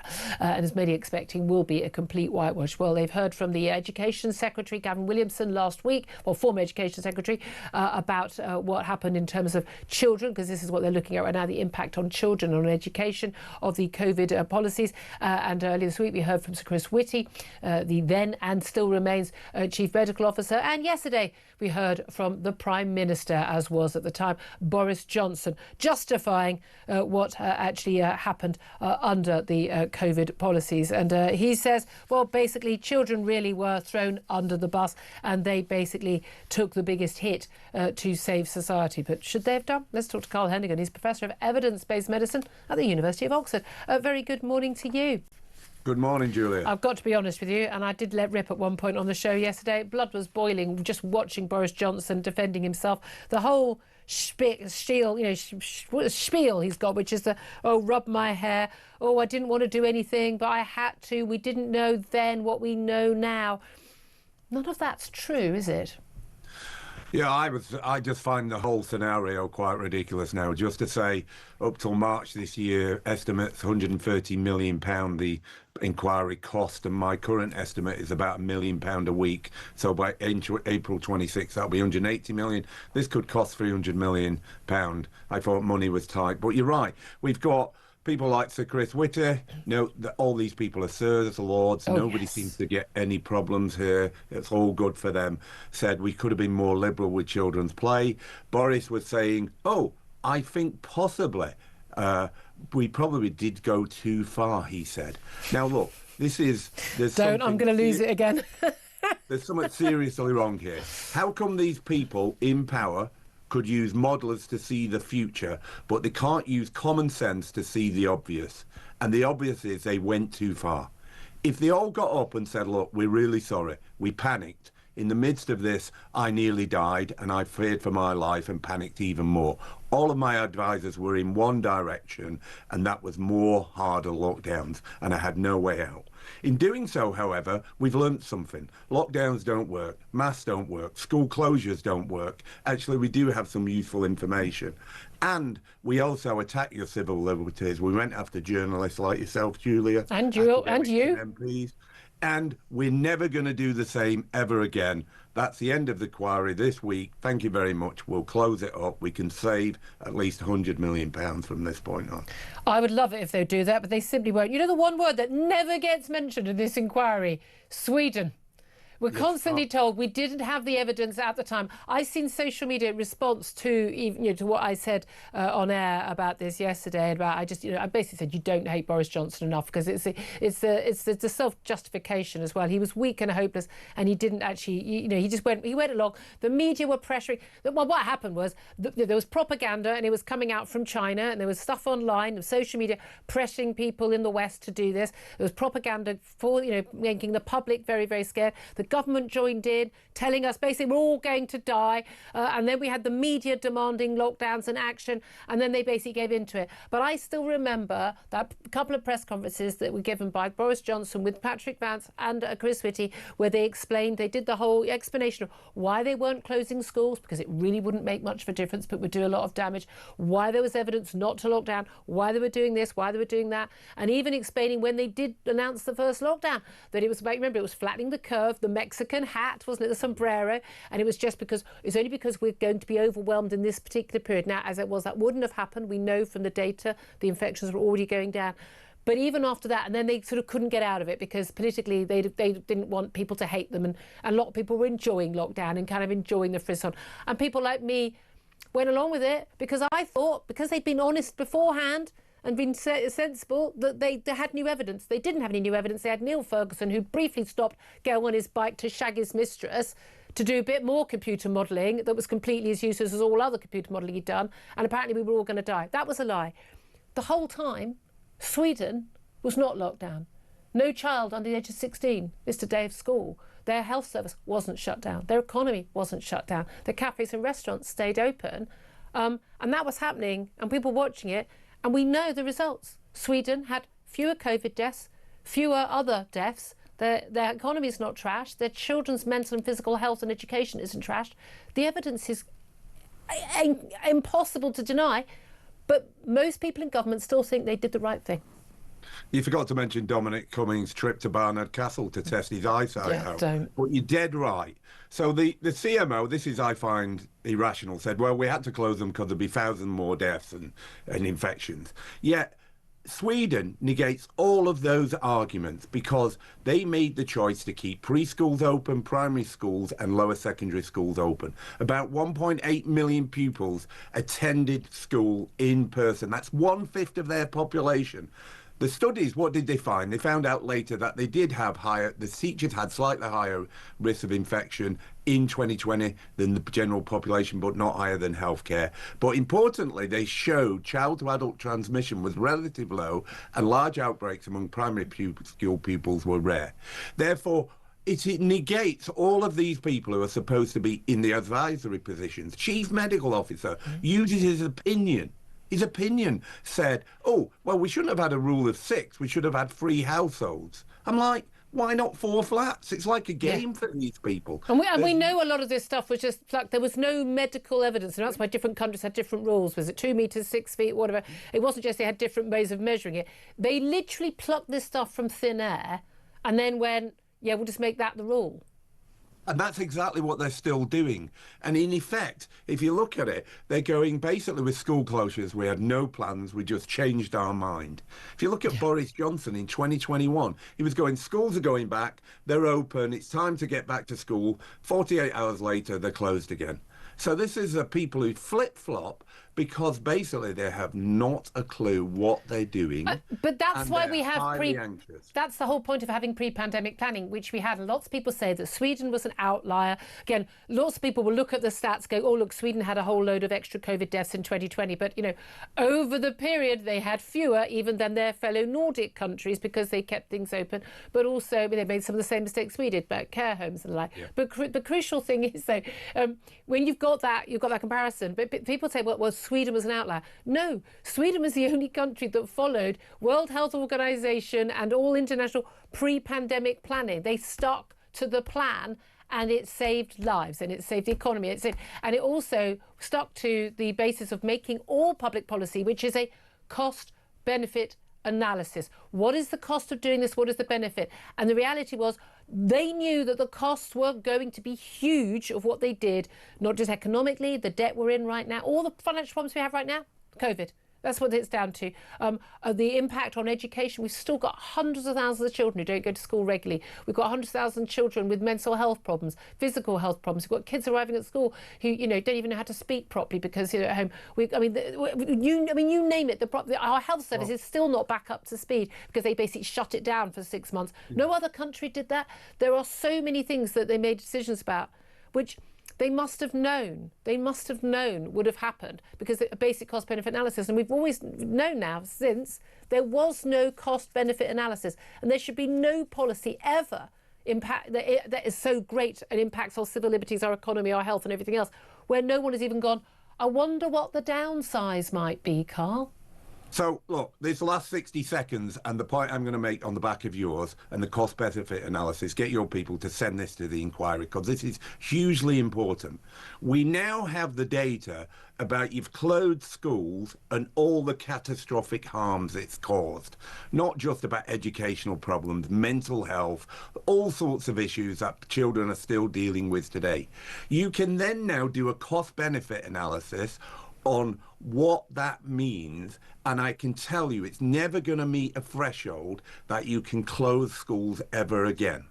Now, let's put it this way. You don't need to, if you had a pandemic where children were dying, you wouldn't need marketing and a mandate because parents would just say, I'm sorry, I'm not taking them to school until we sort this out. You don't need the government to come in and tell you them because we're good at judging risk. But you're dead right. We didn't have a cost-benefit analysis then. But we definitely can generate one now, and the inquiry can do that and then look at the threshold and say, oh dear, this is hugely costly to children, and they're still paying the price. Absolutely, and there's no doubt at all as well, even Boris Johnson acknowledged this, effectively, you know, it was children paying a huge price, he said, to protect the rest of society. Any society where you expect children to pay the price to keep 80, with all due respect, I don't mean to be harsh, but 80 and 90-year-olds alive for an extra 2 months, I'm sorry, I think that's obscene, and it's not the way certainly everyone I know of that age thinks it should have happened. Carl Hennigan, you've been a fantastic advocate on this, Professor of Evidence-Based Medicine at the University of Oxford. Thank you, as always. Claire Pissell, I mean, this is the thing, we've got the data, and no one's acknowledging the data. No, I know, and I think they just want to bury their heads in the sand because they don't want to admit that perhaps they were wrong on And the this. media don't want to admit it because they cheered it all on. Absolutely. They were queuing up on my house. Oh, please, Prime Minister, are you going to lock down sooner and longer? Please, Prime Minister. Yeah, That's why what haven't they you did. locked down? Why haven't you got these people? Yeah, should be ashamed of themselves. But they're never really going should. to be. The biggest story of your lifetime. You blew it, guys. You blew it. 11:48 is the time. Up next, we're going to be talking about just how many anti-Semitic doctors are there working in the NHS? Well, one of them, apparently no longer working in the NHS but still has a licence so far, has been arrested for celebrating the Hamas October the 7th attack. We're going to talk about that with Gideon Folter, Chief Executive of the Campaign Against Anti-Semitism. Up next, this is Talk.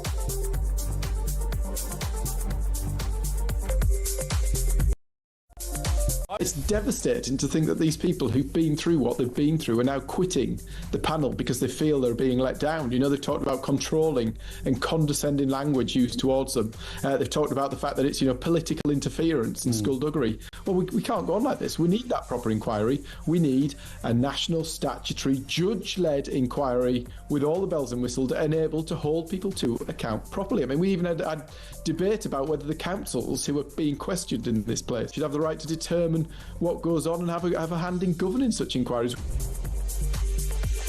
Do you think people across the UK on DAB+, on your smart speaker, on your smart TV, and on your side? This is Talk.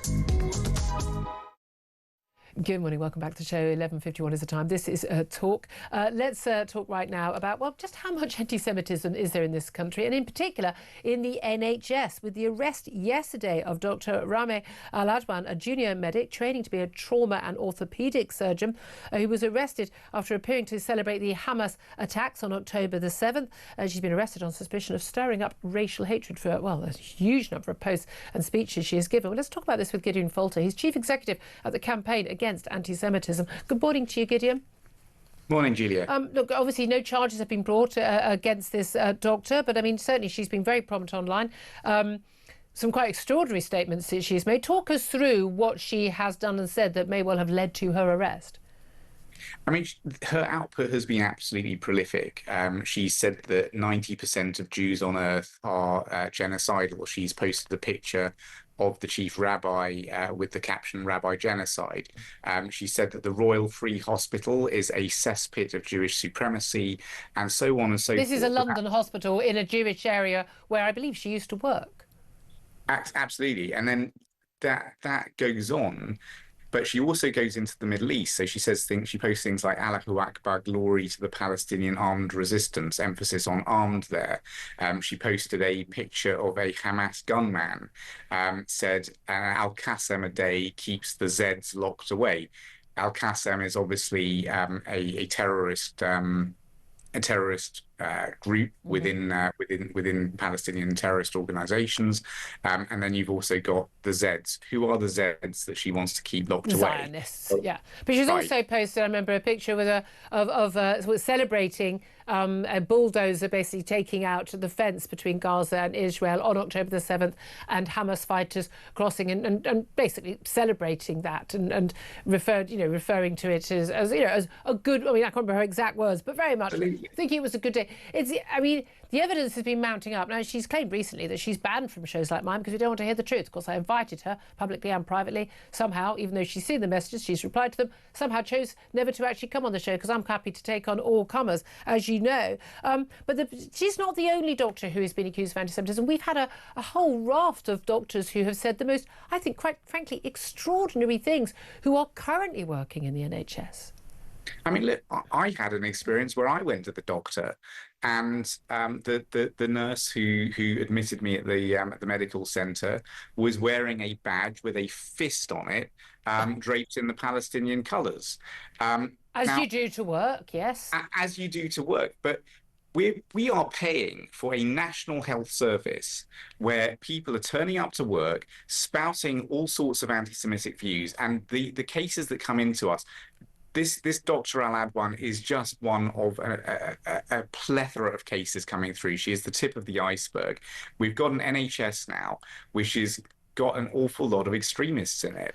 And British people, when we put ourselves in the care of the NHS, we are essentially making ourselves vulnerable to the state. We are saying to the state, look after us. We're relying on you. Yeah. We're trusting you. I have seen posts from people who say, when their husband's an elderly man was in hospital, deliberately concealing the fact that he was Jewish because he was scared that he wouldn't get the best treatment. That is an extraordinary and awful thing. And again, for anybody, whether they were black, Asian, white, whatever, thinking they might get different treatment because that is outrageous. But also, I just think it's outrageous. Why is someone at work, certainly in the public sector, in a front-facing scenario, why are you putting your politics? What the hell has what's going on in Gaza got to do with you working, stitching someone up or seeing a patient? It's got nothing. There's no place there. I've got to be honest with you. I don't want to see rainbow lanyards, Black Lives Matter, protests. Can you just come to work and not have anything? Like, I've got a job where I've worn yellow ribbon for bring the hostages home. I don't think that's particularly controversial. Apparently, it is to some people. But as a general, that's because my job is to be give my views. But if you're paid by the public sector, I don't want to hear your political views in the workplace. Absolutely, and the NHS of all places, doctors swear a Hippocratic oath. They should be people who are absolutely defending people's lives, trying to save lives. They should not be posting things like Allahu Akbar, glory to the Palestinian armed resistance. For goodness sake, they should not be posting pictures of gunmen from Hamas. So when we've got an NHS where not only is that happening, but what's crucial here is that the General Medical Council started to investigate. It went up to the Medical Practitioners Tribunal Service, and the MPTS, as it's known, said, yeah, you know what? It's fine for her to continue practicing while she's under investigation. We're not going to suspend her license or anything of that nature. And now we've got a situation where, having made that decision, the Met Police, which, let's face it, is not exactly the best at picking up anti-Semitism, is it? And the Met Police have gone in, and I should stress, she has not been charged yet. She's simply being brought in under arrest. Yeah, been under arrest. But the Met Police has felt that they have sufficient grounds to arrest her for an incitement to racial hatred charge, which is really serious. Oh, absolutely. And meanwhile, the medical regulators in this country think, yeah, that's someone who should absolutely continue being. Well, yeah, indeed, and indeed, we know she's got another hearing coming up, and she'd already been clear by the GMC, basic freedom of speech. Again, I believe in freedom of speech, but not if you're actually, basically, inciting racial hatred and the like, and violence. Can I ask you very, very, very briefly? Metropolitan Police have been accused of lying over the arrest of a Jewish lawyer, basically because he alleged it was because he was antagonising pro-Palestinian protesters simply by wearing a Star of David. And Scotland Yard basically said, no, that's not why he was arrested. Just very briefly, what's the state of play there? Yeah, look, the Met Police have essentially become bodyguards for these hate marches. If they see a Jew that they don't like the look of, they can make a fuss and know that the Met will remove them. And they're going through the exact same playbook as they did with me when they threatened to arrest me for being quite openly Jewish. They lied about it straight away and said that I'd been my presence was provocative and all of that. They're doing the same thing with this man who's wearing a Star of David necklace. If being Jewish or supporting Israel is provocative to people, and that therefore violence may ensue, maybe the people who are being provoked, in inverted commas, are the problem and should not be free to march on our streets, because I don't feel the need to go and violently attack someone who has a different view from me or ethnicity or religious views. And if you do feel that, yeah, maybe you're the problem. Gideon Folter, appreciate you joining us, Chief Executive of the Campaign Against Anti-Semitism. Thank you for that. You can hear the music. We're coming up to the top of the hour, and that also means we're going to be hearing from PMQs. Yes, the Prime Minister facing questions from numerous MPs. We'll be taking questions from Kemi Baig. Not what will she talk about? I'm thinking likely the grooming gang scandal. If she's got any sense, that's what she'll ask about. Peter Cubb will be here, and so will Claire Pearsall giving their verdict. Do stay tuned, because this talks.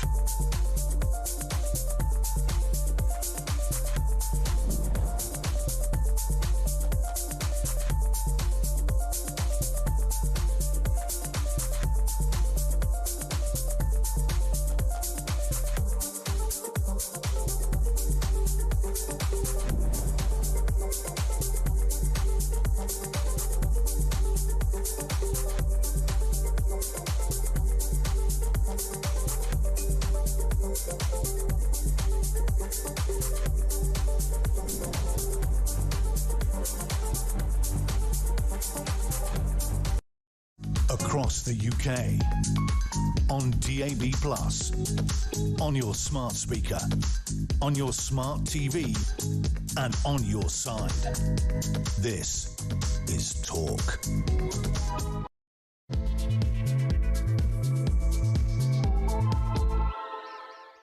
afternoon, welcome back to the show. This is Talk the Home of Common Sense with me, Julia Hartley-Brewer. Well, Prime Minister's Questions has just started. We're going live to that as soon as Kemi Badenoch stands on her feet for her first question. Usually be preambles beforehand, and as soon as we do know we know that the Leader of the Opposition is standing up, we will go straight to it. Joining me for a little bit of analysis of what's going on at PMQs will be not just Claire Pearsall, former Conservative Government Advisor, who joins me every Wednesday, but also joining us also every Wednesday now, Talk presenter and political knowledge bank, Peter Cardwell. Never recalled that before. No, I usually Hello, something Julia. else rhyming with that. Peter Cardwell is here as well. I mean, last week got really, really, really feisty. Certainly did. This week, I mean, if you had to put money on it, you'd go with grooming gangs, wouldn't you? Yes, definitely, especially as inflation hasn't moved, still at 3.8%. Grooming gangs, big scandal. Fourth survivor, there's only one person left. Is there a fourth person now? A fourth person has now said that they are leaving the panel, the fourth victim. We're also in a situation where they're down to one person who will be is a candidate to be the candidate. And this is going to be a real issue. Again, the Prime Minister can, of course, always throw back. You know, Claire, he can say, well, you know, where was the grooming gang inquiry when you were in charge? Because a lot of this has happened under the Tory watch. Yes, yeah, I mean, he can quite happily say that, but unfortunately, because he made such a big thing out of having an inquiry after telling everybody they were right-wing, he needs to do it. Unfortunately for Labour, the music stopped. And they were left holding the hot potato, and it certainly is a hot potato, isn't it? And there's no doubt at all that we are in very difficult circumstances for that grooming gang inquiry, because it just simply does not look like 4 months in, drag kicking and screaming to actually sort of looking at the screen, check I don't miss anything from the PMQs, drag kicking and screaming to announcing one. Prime Minister said, look, only a year ago, anyone wanting a grooming gang, national inquiry was a racist or far right. That's right. Then he basically announced one. 4 months on, no chair, no remit. 4 now victims, survivors now basically saying we don't trust this. This is basically a cover-up and it's toxic. I mean, this is seriously damaging for a man who, he was the former Director of Public Prosecutions. Yeah, and he always talks about his role in prosecuting people who perpetrated these crimes. It's interesting from this perspective as well with the Alexis J report, the previous report that took 7 years. So that there are only 2 of the 20 recommendations that are actually even being implemented at the moment. So there's a lot of criticism from survivors on that as well. Yeah, what's the point of even having the inquiry? I mean, Claire, we've been listening to our calls today. They go, we want blood, we want people, we want heads to roll, we want the gangs prosecuted more, but we also, crucially, we want people who covered it up and allowed it to happen, and in some ways allowed it to happen. Apologies, I've just been told Kemi Badenoch is on her feet. Let's have a watch and a listen. First of all, can I pay tribute to the former Conservative MP Oliver Colville, who has very sadly passed away after a long illness. Colleagues will remember him for his love of cricket and, of course, hedgehogs. He will be very much missed. Mr. Speaker, 4 victims on the Rape Gangs Survivors panel have resigned. And they've resigned because they've lost all confidence in the government's inquiry. So I'm giving my first question to one of them, to Fiona. She said, being dismissed and contradicted by a minister when you're telling the truth takes you right back to that feeling of not being believed all over again. Fiona's question is simple. What's the point in speaking up if we're just going to be called liars? Prime Minister. Can I thank her for raising that on behalf of Fiona, and let me give Fiona and the House my answer, Mr. Speaker, because the grooming scandal was one of the worst scandals of our time. Women and girls were abused and exploited by predatory gangs of men, and survivors have been ignored for many years, including by the state that, of course, is supposed to protect them. My vow to Fiona and them is that this national inquiry will change that. I do acknowledge that in recent days some members, including Fiona, have decided to step away from the panel. I say this, Mr. Speaker, should they wish to return, the door will always be open. But even if they do not, we owe it to them and to Fiona and to the country to answer the concerns that they have raised. The inquiry is not and will never be watered down. Its scope will not change. It will examine the ethnicity and religion of the offenders, and we will find the right person to chair the inquiry. I can tell the House today, Mr. Speaker, that Dame Louise Casey will now support the work of the inquiry and it will get to the truth. Injustice will have no place to hide. Mr. Speaker, I doubt she'll be satisfied with that answer. He says that they could return to the panel if they wish to. Why would they do that? The government has been engaged in a briefing war against survivors. Elizabeth. It's absolutely disgraceful. Oh, really? They say shame. Why don't they listen to what Elizabeth had to say? Why don't they listen to what Elizabeth had to say? Elizabeth, who was abused in Rotherham from the age of 14, had this to say, and I quote, "The government has created a toxic environment for survivors." They were looking for answers from the Prime Minister, and what they've heard is Labour MPs saying shame at their words.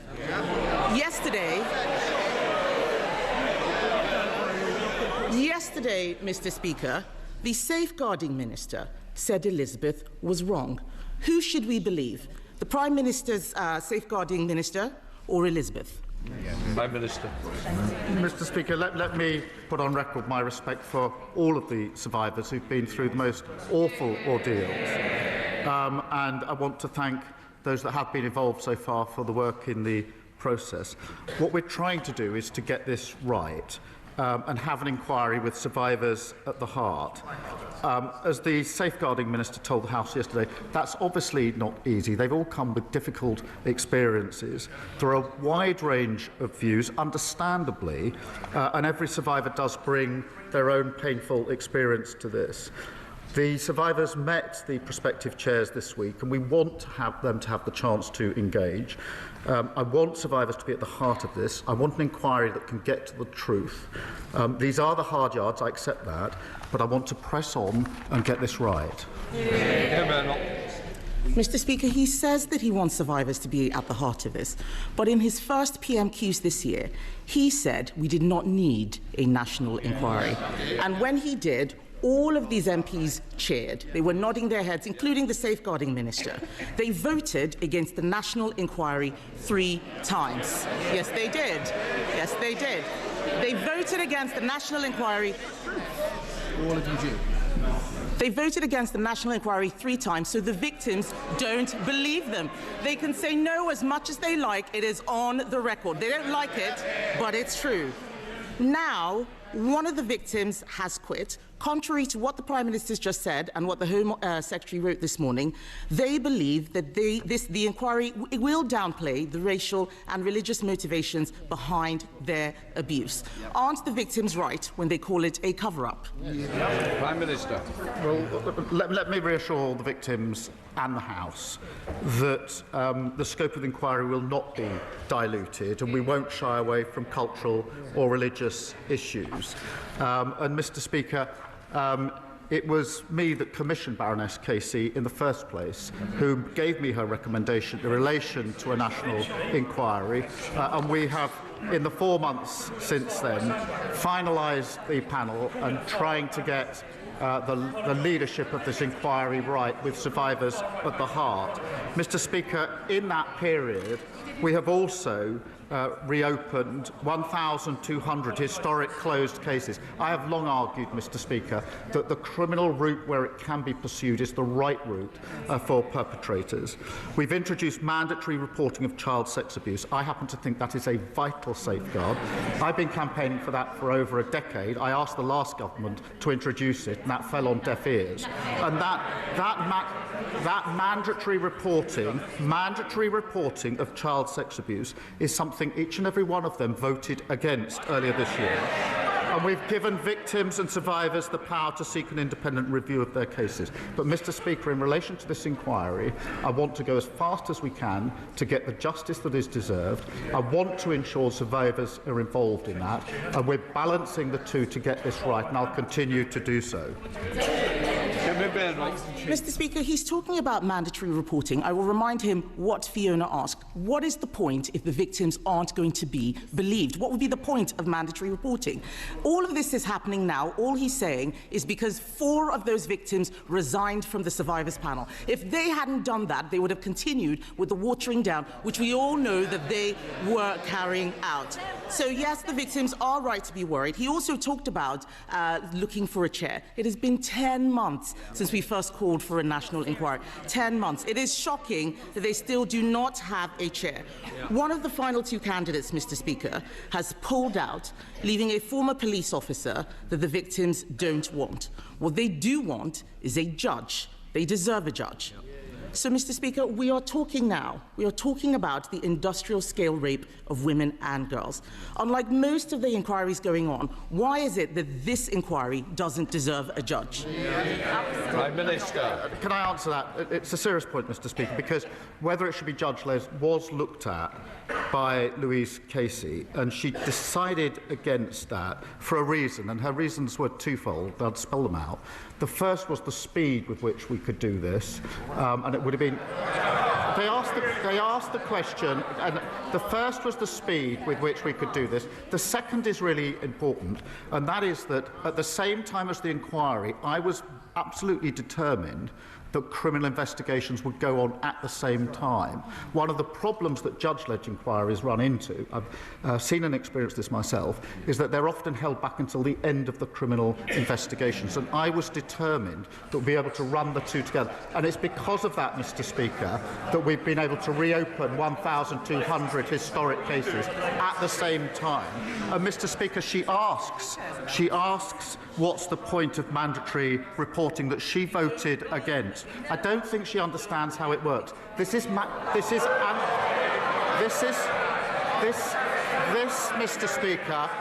Mr. Speaker, is mandatory reporting of those that have had allegations made to them, and there's clear enough evidence they've then not passed that on. That is a fundamental problem in the system. That is why we've changed the law. They should hang their heads in shame for having voted against that vital protection. What he should hang his head in shame in is calling this a far-right bandwagon when we first raised this issue. The deputy leader, the future deputy leader, we all know who's going to win, called this a dog whistle.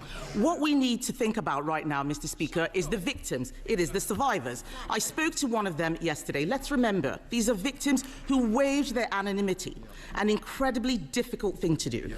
And they believe that the safeguarding minister has lied to them and about them. One of the survivors has said, and I quote, "Jess Phillips needs to be removed because I don't think her conduct during this has been acceptable for the position that she holds." That is, those aren't my words. Those are the words of a survivor. It is a shame that Labour MPs are drowning that out. The member for Birmingham Yardley has clearly lost the confidence of the victims. Does she still have the confidence of the Prime Minister? Can I just say, Prime Minister, even if we are quoting somebody else, we shouldn't quote it because it's a direct allegation against a member of this House. So I'm sure that that's not what was intended, Prime Minister.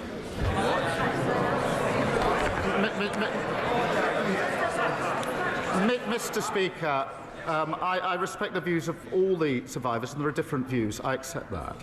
But the safeguarding minister, I think, has probably more experience than any other person in this House in dealing with violence against women and girls. Alongside her will be Louise Casey. These two individuals, Mr. Speaker, have spent decades standing up for those who have been abused and sexually exploited. And I absolutely think they're the right people to take this forward.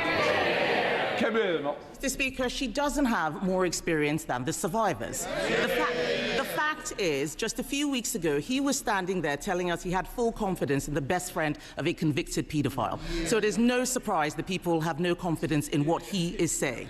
The victims have said that she should be sacked. We on this side of the House believe that she should be sacked because this is about Labour failure. Labour never wanted this inquiry. We demanded it. It has been Labour-run councils, Trafford, Bradford, Blackpool, that tried to suppress the truth.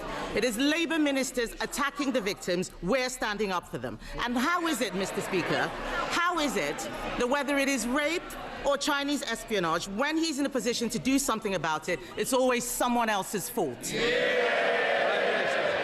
Mr. Speaker, my priorities are listening to and standing up for the survivors. That's why we're doing the work on the inquiry. That's why we've reopened the criminal cases, why we brought in mandatory reporting. But I would gently remind them they had 14 years in office. They barely mentioned this issue.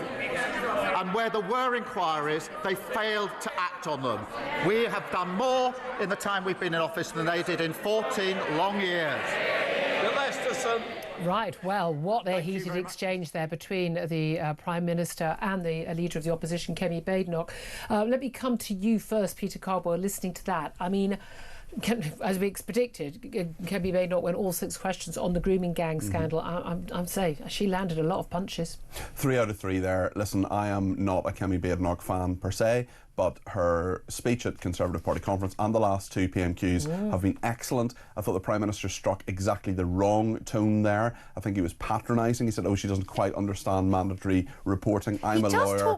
He does talk down to her. I mean, you can have lots of criticism of Kemi Badenoch. The woman ain't thick. Yeah, and he was talking down to her quite a lot about things that are easy to understand. Mandatory referral, the clues in the question. We got some information there as well. Louise Casey is going to be supporting Back involved with this. Back involved with this. Again, we mentioned her on the show yesterday. She's someone I think everyone involved trusts. She is absolutely no nonsense, tell it like it is on everything she's been involved in. You're absolutely right, and possibly the next Cabinet Secretary if the rumours about Chris Wormald, the current Cabinet Secretary, are to be believed. Interestingly, on the judge point, I mean, there were just guffaws when he said, we're not appointing a judge to this because of the speed. It's been 16 months that they've been in power. It's been 10 months since the Conservatives have pressed for this. It's been 4 months since they announced it. It's not a speedy thing at all. And also the criticism of Jess Phillips there. Previously, St Jess, who was before the election someone who was campaigning for victims. Now she's gone from hero to zero. So many different victims losing their confidence in her. Keir Starmer clearly still has confidence in her, but for how long? Yeah, well, again, it was a fair point, wasn't it, Clippers? We all smirked at this when Kemi Badenoch said, well, a few weeks ago, the Prime Minister had full confidence in the best friend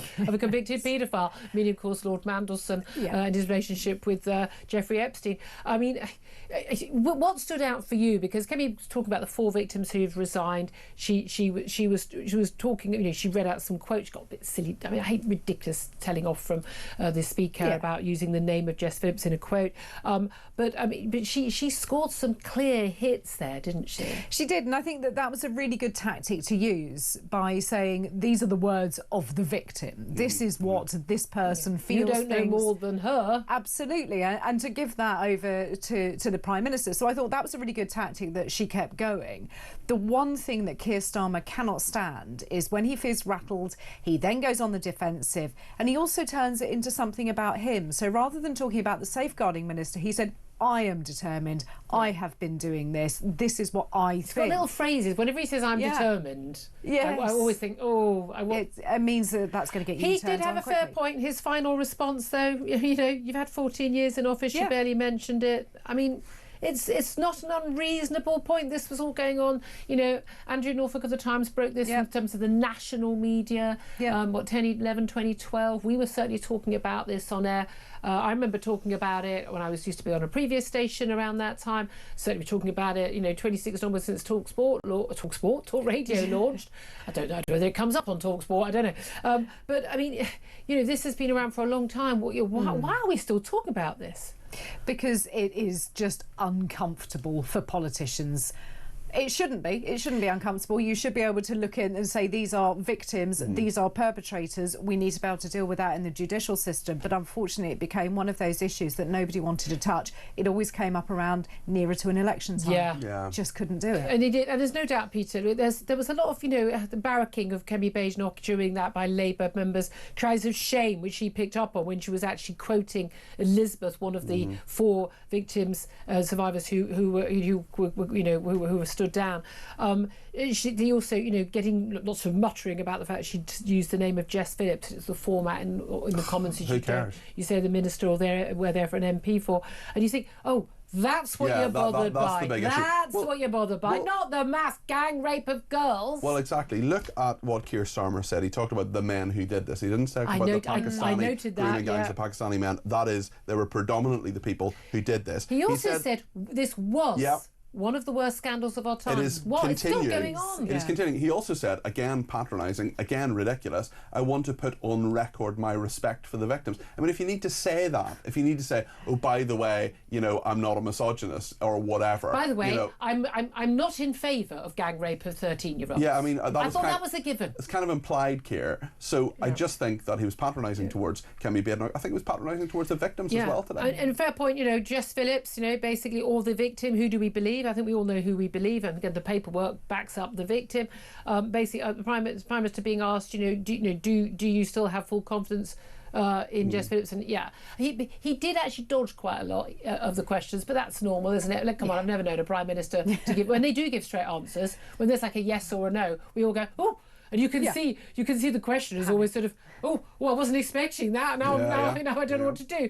But overall, look, the Prime Minister's on a sticky wicket, but he doesn't need to be. Here's the thing: would you not have so much respect for this Prime Minister as a former Director of Public Prosecutions, who, he was there in office when a lot of prosecutions weren't brought. The CPS made decisions go, oh well, you know, she's a drug addict, you know, and an alcoholic. She'd probably have tried prostitute. We won't prosecute the men who raped her and drugged her and gave her the drugs and the alcohol. But he's also someone who, when he was briefed on this, you know, I think it's Nawal Afaz. My brain's gone. Nawaz Afal. I can't remember getting his name wrong. I do apologise. The senior police officer. Senior police officer. Yes. You know who I'm talking about. Apologies. Brain fog there. But they did instigate a lot of prosecutions. He could be on really solid ground and go, I don't care if it's Labour councillors who are, I don't care if there are MPs sitting in Parliament now who are implicated. I don't care. We will go wherever the evidence leads us. And he could bring that sort of, you know, I was a Director of Public Prosecutions. He could bring that. And instead, this is a cover-up. This is a cover-up by the whole establishment, but it's particularly a cover-up by Labour, of Labour councillors, some of who are now Labour MPs, who've been involved in basically trying to brush this under the carpet because it's all a bit difficult because of community cohesion.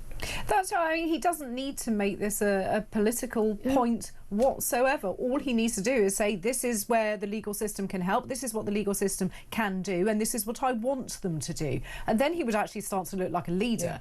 Then I think people would have more confidence in whichever inquiry chair comes forward. Exactly. And it is interesting, the Prime Minister saying about the speed, and you mentioned that, Peter, you know, it's been 4 months even since they announced this. But the idea, the difficulty of criminal investigations going on at the same time, we've had that same thing with the Grenfell inquiry. All these criminal investigations delayed. But those are legal decisions. I mean, you know, there are ways of stopping this, but you know, there are still people who will say, well, I'm not going to give proper evidence to this inquiry because I could face charges anyway. Yes. And this still comes up. You still have this issue. But why did the charges take so long? Why have we got such a backlog in the criminal justice system that this stuff takes so long? I mean, there are so many other issues that this ties in with. Our inability to get anything done in this country. Yeah, it just takes so long. It takes far longer than people would have thought. And even, as we were saying earlier in the discussion, even when there is an inquiry, a 7-year inquiry, 20 recommendations, only 2 of them being implemented at the moment. What's the point? Lessons learned, Peter. Lessons learned. Lessons will be learned, except they never are. Again, there should be an absolute requirement. If you set up an inquiry, you have to enact all of the recommendations within a year. Full stop. Or it's resigning matter. It needs to be really simple. Here's another issue from PMQs. If you were watching it, you may have noticed that you couldn't see Nigel Farage. He's a party leader. He's the man who, according to all the polls, is the next Prime Minister of this country come 2029, the next general election. But according to reports from the political editor Sun, Kate Ferguson, Sun on Sunday, Nigel Farage has said he's going to sit in the spectators gallery for PMQs every week now because he simply does not get called by the Speaker. Now, there's an order paper, isn't there? There's a list of people who gets called, but you're also, if you constantly stand up, or if you're someone who has a relevant comment to make, you used to be the minister for that particular topic, or you've been mentioned in dispatches, you know, you are able to be called by the Speaker. It's up to him to decide. But the Nigel Farage has said, if they're going to treat me as a spectator, I'll be a spectator.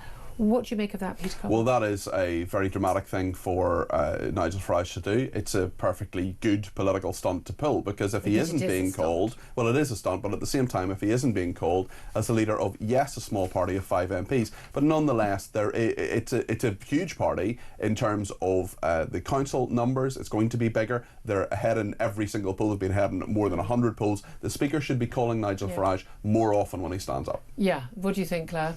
PMQs is a ballot system. This is what everybody needs to remember. You have to put your name in. It's picked out of a hat. No, there are lots of other people who get called as well who aren't on that list. But then you can bob up and down. But it doesn't mean that you have to be called because you are the leader of a party. What they normally have to do is say, take one from the opposition, one from a Labour backbench.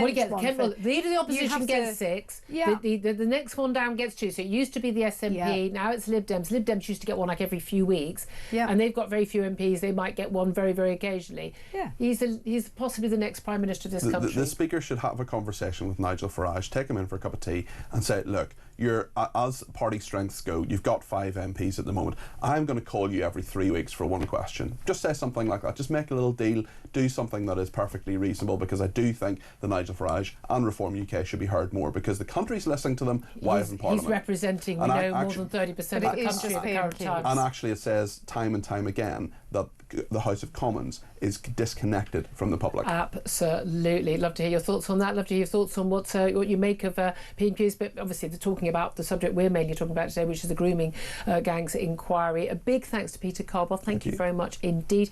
I think you're on a bit later. You're doing Drive. Wonderful. 4 till 7. Look forward to listening to that. We're back with Claire Pearsall and your calls up next. This is Talk.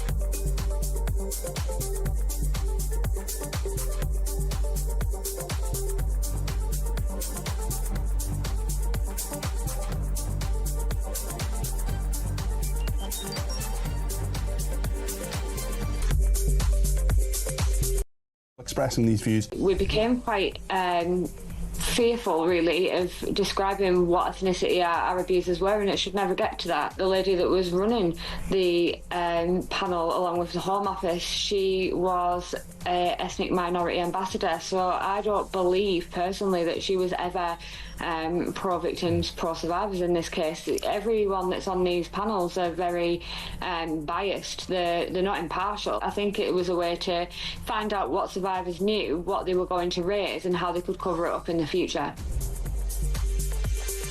It's devastating. Across the UK, on DAB+, on your smart speaker, on your smart TV, and on your side. This is Talk. This is Talk the Home of Common Sense for me, Julia Hartley-Brewer and Claire Pearce. So let's get straight to your phone calls. 0344 499 1000 is the number to call to have your say. We've also got some text messages and tweets. Try to get as many as I can in the next half hour. Chris is in Epsom and wants to have his say. Good afternoon to you, Chris. Afternoon, Julia. Afternoon, Claire. Afternoon. They always like it when they get a good afternoon. They feel loved and treasured. She's going to like this then, because I absolutely adore your passion for what you do, Julia, and the way you approach things. I love your show. And the two best shows you do are with Claire and with Philip. Oh, that's very nice. Yeah, the other ones are rubbish. I'm not so nice. You're very kind, sir. I think there's a butt coming. I'd like to see you do a show after the watershed, because I'd like to see you let loose. No. My language is so blue. You honestly, you wouldn't. I'd be taken off air within 5 minutes. Listen, the grooming gang scandal, right? I was aware of it. Again, I was thinking about what you were saying. It was around 2010, 2012. Yeah. Now, what a stain on our nation, all right?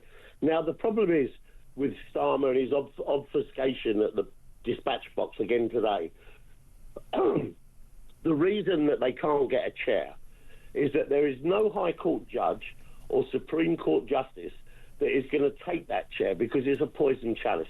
Yeah. Because they're going to have to take on every corner of the establishment, from central government, local government, social services, the police, everybody. So Baroness Casey's not the one to be involved in it. I'm sorry, but when she did that 7-year inquiry, she only allowed 2 pages. No, that was Alexis J. No, Baroness Casey did the rapid review. It was Alexis J. I apologise. I thought they were trying to pull the same stunt. No. What I would suggest is that there is no, as I say, there's, you can refer to Stephen Barrett. He thinks the same as well. But there is nobody who's going to take it on because it is a poison chalice. There are people who want it. Jim Gamble, who's a former police officer, but he's done fantastic work tackling child exploitation since leaving the police. I mean, there are people. It's just whether they're going to be acceptable. As far as we can gather, Chris, the government hasn't asked any judge, because of what the Prime Minister explained. Because the timing, and it would be delayed by criminal prosecution. What I would suggest, Julia, all right, I'll make a suggestion, and I want to say something else afterwards. Very quickly, yeah. I would suggest that the government approaches New Zealand, all right, that has case law, common law, based on our laws, our structure, and they ask for one of their Supreme Court justices. Someone who's completely separate from completely away from everybody. I mean, we've already had that suggestion, actually, people saying someone from abroad. I think if we've got a system, we can't trust anyone who's vaguely establishment to basically get to the bottom of the cover-up of the mass rape of girls in our country. I think we've got bigger problems than that. You know what I mean? What was your final point you wanted to make? The problems are bigger than that, Julia, because it was covered up for 25 years. Yeah. So the tentacles are going to go everywhere. What I get a little bit annoyed about is that, yes, mainly Pakistani Muslim men, but when you look at it a little bit wider, all right, that it is nearly all, today, Muslim men. Somalia, Turkey, Uzbekistan, Syria, Libya, they're all Muslim men. And who were all? The rape gangs. The perpetrators. They're not all. They are predominantly, they're predominantly Muslim Pakistani men. That has been very well documented in court cases. Other gangs that have been operating in other areas, Bristol, for instance, the Somalia gang, I suggest you read the court papers on that. Is absolutely terrible. Made me cry. The thing is that you and Alex, the two fiercest women on TV, the conversation has got to be had about the religious side of what is going on. Well, and that's one of the things that the grooming gang victims saying they're resigning over, because they feel that they're trying to water that down, because it is a key aspect of why they did what they did, why they're doing what they're doing, but also why they were not tackled for it, why they were not stopped from doing it. Anybody that has a doubt, do what I did. Go on to Amazon and get a copy of the Quran and the Hadith. Okay. Now, the thing is, if you go to a mosque and ask, they will give you a Quran. The thing is, they're a fluffy interpretation of it. The nearest literal translation is available on Amazon and probably other bookshops. But if you read that and you read the Hadith, there's 186 passages in there that will tell you everything you need to know. Yeah, I do understand the point you're making, and there is a very big issue, the absolute abject failure of Islam to have a sort of a reformation, to sort of, a New Testament, if you will, and to bring values and rules of the faith up to date with modern Western democratic liberal values. And yes, that has not happened. And and we need to examine, and we need to talk about it openly without people shouting, Islamophobia or bigot or race. And we need to have that conversation openly without everybody shying away from it. I couldn't agree with you more, but I also think we don't want to tar everybody from any particular country or with any particular faith with the same brush, because at the end of the day, these men who've committed these crimes against these girls, they are personally responsible for what they do. Chris, I'm going to have to leave it there because you probably noticed what the time is, 12:37. I've got to go to a break to get to our next guest, David Shipley. He's a former prisoner, actually, former and researcher on justice about where we are with this grooming gangs inquiry as well. This is Talk, the Home of Common Sense.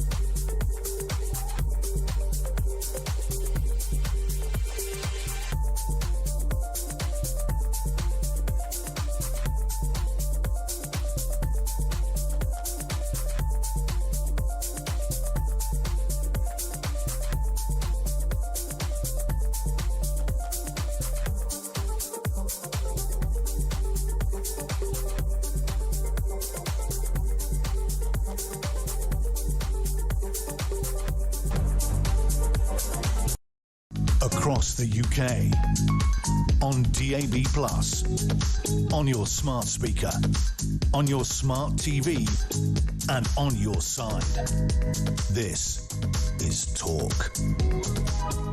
This is Talk. Welcome back. I'm Julia Hartley-Brewer. 12:40 is the time. Care Personal. I joined in the studio now by David Shipley. He's a former prisoner, but has moved on from that. He's now a writer and researcher on prison and justice issues. A very, very good afternoon to you. Thanks. I want to ask you about the grooming gang scandal. We just had that with some dominated PMQs. It's dominating a lot of the newspapers today. How do we resolve this, and who should chair an inquiry? What should the remit be? Yeah, I know it's terrible. I think I understand now that 4 of the survivors have quit because they've said that the people organising the inquiry are trying to expand it so it's just broadly about child sexual abuse, which would dilute away the focus, which needs to be on the very specific racist and racialised targeting of white and Sikh girls by primarily Pakistani Mirpuri men. And that's the core of this that was covered up for decades, as we know. Because of the ethnicity and race of the perpetrators. Exactly, because this fear of being seen as racist or disrupting community relations and all these sorts of things. And I think what's been really disgusting this week is seeing Jess Phillips essentially seeming to call the survivors liars when they were saying they had communicated these fears to her. At least one survivor has shown what she says are text messages between her and Jess Phillips, making these issues clear, saying that the survivors are feeling very unhappy. But no, basically, they were asked to try and water it down. Jess Phillips says, no, they weren't. Well, here's the document saying, shall we widen the scope? Exactly. And indeed, last night, the Home Secretary, I think, did brilliantly on this. She put out a statement, and she was very clear. She said, I'm even rejecting this term grooming gang. She said they are evil child rapists, which I think is a very, very clear point here. And she made it clear that the inquiry is going to remain very focused on the specific nature wait a of these minute, crimes. you say that it's going to remain. The inquiry, nothing's happened. It's 4 months on, we haven't even got a chair. Who could be a chair? You write on justice issues. Who could be a chair? Because we've had a leading former social worker. She's going for, I don't want to be in the firing line, basically. Don't want to be on the shortlist. We have got Jim Gamble, who's a former senior police officer, therefore unacceptable to some of the survivors. They don't all speak with the same voice, but he has had a massive, wonderful record working at CEOPS, working against child exploitation, particularly online. I mean, he would be a good choice to me, but does it have to be a judge? I don't think it has to be a judge. I think it needs to be an inquiry which is going to investigate, compel testimony, and ultimately lead to criminal prosecutions for those people. Otherwise, what's the point? Absolutely. This needs to be resolved through, frankly, mass prosecutions of public servants who have been involved. And in it does need to be mass, doesn't it? It can't just be a couple of people that will all pretend. This isn't it's a one-off event where someone knew something and didn't do anything. We're not talking about even just whether it's a terror attack or something awful, at a football match. We are talking about decades of abuse of thousands of girls across the country and thousands upon thousands of officials basically going, nothing to see here. Exactly. And it's actually hundreds of thousands, we think. And you have had over decades, this has been facilitated by and covered up by police, by social workers. In one case, a social worker actually allowed the victim to marry her abuser in an Islamic marriage ceremony. And she attended. A social worker attended the marriage. Yes, exactly. So there are so many. There are so many guilty people here, and this is the scale of these crimes is almost unimaginable. And I think this is why the inquiry needs to tear this back. And yes, the police officers, the social workers, the council staff who have been complicit in this, all of them need to face public prosecution. Ultimately, we will no doubt need to strip people's public sector pensions, honours where they've received them away. This needs to be public and final. There needs to be pain. And a clear message going out in the future if you cover this stuff up. Because people cover it up because they're scared for their own job and their own career prospects. Well, you need to be scared, more scared of the alternative. They need to be more scared of what are the consequences for betraying the most vulnerable children in our society in such a terrible way. Doing your basic job not forget even as your job, just basically behaving as a moral human being. Look, we've had this row going on between the Tories and Labour as well on the issue of early release of prisoners. And look, you and I both know that not enough prison places were built, while the Tories for 14 years did actually, I'd say to their credit, they did actually put people behind bars for longer for the crimes that we expect people to go to behind bars for violence and sexual assaults and the like. Unfortunately, they didn't build enough prison spaces. I think, is it 500 in total they actually built? I think it might have been less. It was around They that. planned for it to be thousands, but they weren't. They don't count unless you've got a prisoner in them. The music stopped. Labour were left holding this particular parcel. They've had to do this early release. Now, we were told that it wouldn't be sex offenders, it wouldn't be domestic abusers, but it has been. Now, there was a vote in Parliament about, not allowing rapists and paedophiles and others to be given shorter jail sentences to basically ease prison space. And the Tories said, well, that was blocked by Labour. Labour voted against that. Is that a fair assessment of what's actually happening? Yeah, I think fundamentally the problem is we're not able to build prison places. So actually, why not? The government owns loads of land. Build a prison. Yeah, this is the wider problem. The British state, we can't build anything. We spend decades not building nuclear power plants, not building railway lines. We also spend decades not building prisons. I think part of it is civil service procurement. This is very boring, but essentially the civil service puts people into procurement jobs and who have no experience of procurement. They don't consider it a profession. So you get these people who are just senior civil servants but have never worked in procurement, negotiating I say old chap. Sure, and negotiating against these very highly experienced people from the construction industry or whatever company, and they get outclassed. And so the procurement is a disaster. Even like the government's ongoing prison building plans have been labelled as unattainable now because one of the companies they gave a contract to has collapsed. So we're not going to build more prisons. Yeah, I think but either way, we've got a whole load of people. I mean, not many people get arrested for crimes anymore. Very few people get charged with a crime. Very few people get prosecuted for a crime. Very few people actually end up getting sentenced to time behind bars. And then they're being let out a third of the way through their punishment. It's an absolute joke. People are not happy with it, and now it includes rapists and paedophiles. I mean, a lot of people might think, what's the point of even calling the police? It's understandable, yeah. If you look at the rate at which crimes are solved, crimes of the victim now, only about 8 or 9% actually result in someone being charged or cautioned or anything. So that's the solve rate. And my bag thief has been charged. He just doesn't turn up to court, and there's nothing happening. I sent my monthly email to the police yesterday. Hello. Just wondering what's actually being done to make this person actually face the charges that have been brought against him. And I think this is what people are frustrated by. There's no sense of justice being done all the way through the process. You know, if you go back 10 years, maybe 25-30% of crimes of the victim resulted in a charge. Well done us. Which was still bad, but much better than less than 10%. So now more than 90% of crimes with a victim, no one gets caught. So as someone who might be committing crime, you have a high certainty that you won't get caught. You got caught. I know, I did. But I think now that was almost 10 years ago. But I think the system itself isn't working. And then when people do get caught, often the punishment people feel is not particularly satisfactory. And we have no prison spaces. But also, when people are in prison, nothing good's happening. Our prisons are so overcrowded and so full of drugs. We're just locking people away, in most cases, for 22 hours a day, staring at daytime TV. They're not doing any rehabilitation work. We're not getting onto education or training or courses so that when they leave, they've got a chance of changing their lives. So the whole thing is a mess. And actually, we need to think not just about capacity in prisons, but what happens when people are there. Yeah, and actually some of the countries do it very well. And again, it does affect the reoffending rate of people actually, you know. I mean, again, we know a lot of the people who go to prison actually come from homes, not making excuses for people, but they come from homes where, you know, perhaps some worse choices were available to them and been failed by state, you know, schools, mum and dad and everybody.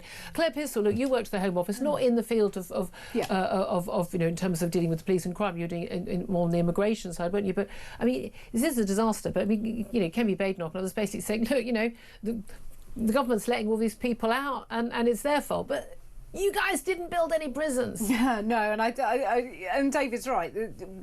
We have such a problem in this country actually getting anything done. The Lower Thames Crossing, prime case example. My son is 16. The paperwork was started before he was born, and there's still not a spade in the ground. And here we are. And China builds, you know, airports once a week. I mean, they build enormous bridges, train stations, train tracks. We can't even get a prison. This is part of a sort of endemic problem, which fair Labour are trying to get on top of in terms of planning reforms. Takes a while, again, even that. But I mean, I try and give fair analysis. At least they're trying to reform that. Yeah, Your lot said they'd do it, and then they turned out an awful lot of Tory MPs went, you didn't, because I don't want anyone actually building a housing estate near our lovely village in the countryside. That's it. Nobody wants a prison next to them. Now, actually, I think that's probably the best thing. If you're going to have anything, I'd much rather have that than an estate full of houses because they're contained. Quiet at night and very little traffic. Yes. Quite. But no, we are culpable as the Labour government as well. Again, this is the old plague on both houses. This is where the French, I think, do it much better because they. God, that was a painful thing to hear. They do though. They'll use national legislation. The former president is in prison right now. I just want to throw that out there. Also true. They use national legislation just to enforce building. They don't allow local objections and rights to block infrastructure. But it is interesting. Built. So, you know, we've got paedophiles, rapists, and those going to be back on the streets because we've got problems with our planning system. It's amazing how sort of joined up all these issues are, and frankly, how dull and boring a lot of the real meaty stuff that needs to be dealt with is in this country. Be nice if we had someone in who could deal with it all, eh? Anyway, big thanks, David Shipley. Always appreciate you coming, and thank you very much indeed. 12:50 is the time. Up next, going to talk about, here's a good news story. You know, the government want to rush through these digital IDs for us to basically control our entire lives and apparently stop channel dinghies for some bizarre reason. It turns out the voters don't like them, don't want them, won't use them, and don't believe it's ever going to happen. Wow, loving the great British public today. That's up next. This is Talk.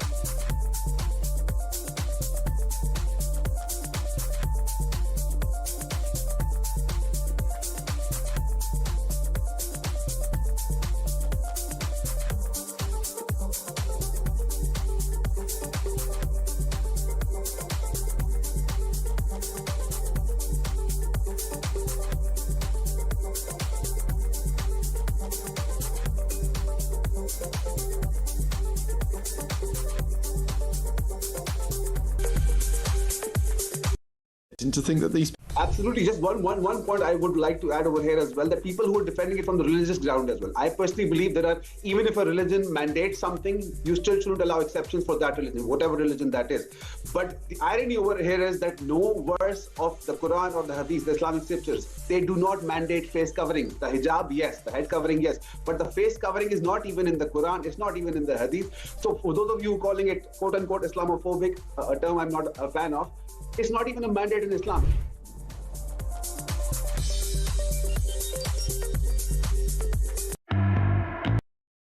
Across the UK, on DAB+, on your smart speaker, on your smart TV, and on your side. This is Talk. A very, very good afternoon to you. 12:54 is the time. Let's talk about digital ID cards. Well, there'll actually be an app on your phone, and basically it's going to stop you working as a legal migrant. Apparently that's why the Prime Minister, Keir Starmer, wants to bring it in. But it's a load of nonsense, and the public knows that. Fascinating new research carried out by Lord Ashcroft, the pollster. He's done a big focus group, found that voters of all political backgrounds oppose the policy. They believe digital ID will be ineffective, it will be costly, it's a massive hacking risk, and it will be used to control our behaviour. Well, ain't the great British public as commonsensical and wise as I always thought they were? Let's talk about this with Freedom campaigner Montgomery Toms. Good afternoon to you, Montgomery. Hi there. Thank you so much for joining us. I was really encouraged to see this. I have to say this poll results, well, it was a survey, a focus group, because so many people have been sold the lie that, life would be so much simpler and easier if we all had digital ID, and it would be safer too. No, absolutely. I think something that you touched on just before I came on was the fact that this is not kind of like a left wing or a right wing thing we're dealing with here. I've spoken to so many people who just say we don't want to be tracked, surveilled and monitored. It's not about left wing, it's not about right wing. This is about our privacy and distancing the state away from the individual. And the other thing is, it's quite shocking to when you realise how out of touch Labour is with the British public. Like, I think that they genuinely believe that the public want this, and I think they're quite taken aback and shocked by the reaction that they've had. Yeah, and indeed, I mean, was it 2.5 million people within a few days that signed? That's a lot of people to bother to sign a petition. I'm not a petition signer, you know what I mean? I very rarely. That's a lot of people who went, yeah. And given that it wasn't an immediate thing, it wasn't something that was coming in next week or a big scandal, it's quite interesting. But also, I mean, look, no one believes the nonsense that it's going to stop people who are coming here illegally on boats from working illegally and be that pull for those who are arriving as fake asylum seekers. I mean, because all these people who are employing these people on the black market right now are going to suddenly go, oh no, but you haven't got digital ID, I can't employ you. I mean, it's almost like they're taking us for fools. No, well, they are, and they have been. But the really quite depressing thing is we might have a few more years left. And it's the public's responsibility to make their voices heard. We're seeing demonstrations emerging across the UK. Yeah. There was one recently, one of the larger ones we've seen, where the public just aren't having it. And there's no infighting on this front. It really is just a discussion of no. And people ask, how can we combat this? And I suppose there are lots of steps. We can sign petitions, we can speak to our MP, we can speak to our neighbours, outreach, social media. But ultimately, we are going to have to get to a point, potentially, where mass non-compliance is going to be one of the core But that said, it's all very well, and I get people, it's like when we talk about lockdowns and things like that as well. People go, oh, well, I never wore a mask, or I never comply with this or that. Well, that's easy to do in certain jobs, isn't it? But other people will find they physically can't get a job if literally their employer goes, I can't employ you if you don't produce your ID. Yeah, no, you are right, and I'm not being blasé about the repercussions, of course. I mean, I work with Together Declaration, which were formed out of the kind of COVID lockdowns, pushing back against a papers, please culture, and that's why we've pushed forward for a digital bill of rights to say we need to ring fence our freedoms here. We're not against technology. It'd be ridiculous to say that. We're just against it being mandated, being forced on the public, and it coming with a side dish of, let's face it, a dystopian sort of social credit system style, Orwellian, And that's people think that's a Hollywood conspiracy. It's not. It's happening in China right now. It's been happening in India. It's other countries are doing it. And we saw what happened during lockdown. We saw what happened with Canada, with the truckers. We've seen it. It's been happening. It's real. And this is the important thing. It was a real challenge in lockdown to try and get the public on board because there was such an attempt to fearmonger and intimidate from the government. And bearing in mind, they were a Conservative government too, right? Yep. So this wasn't a left and right thing back there either. But now the public have had enough. They understand that those that are in power are not interested in listening to the people, inquiring. Like a petition on that scale, the fact that our current government just battered it away and said we're just not really going to discuss it. Yeah, I know that we have this thing called democracy, but let's not bother about that. It's just insane. They think we're all on the fringes. They're quite wrong, and you're quite right. It's left and right uniting on this, and also it's just people who've been paying attention. Montgomery Toms is a freedom campaigner. Thank you so much for joining us. Do come on the show.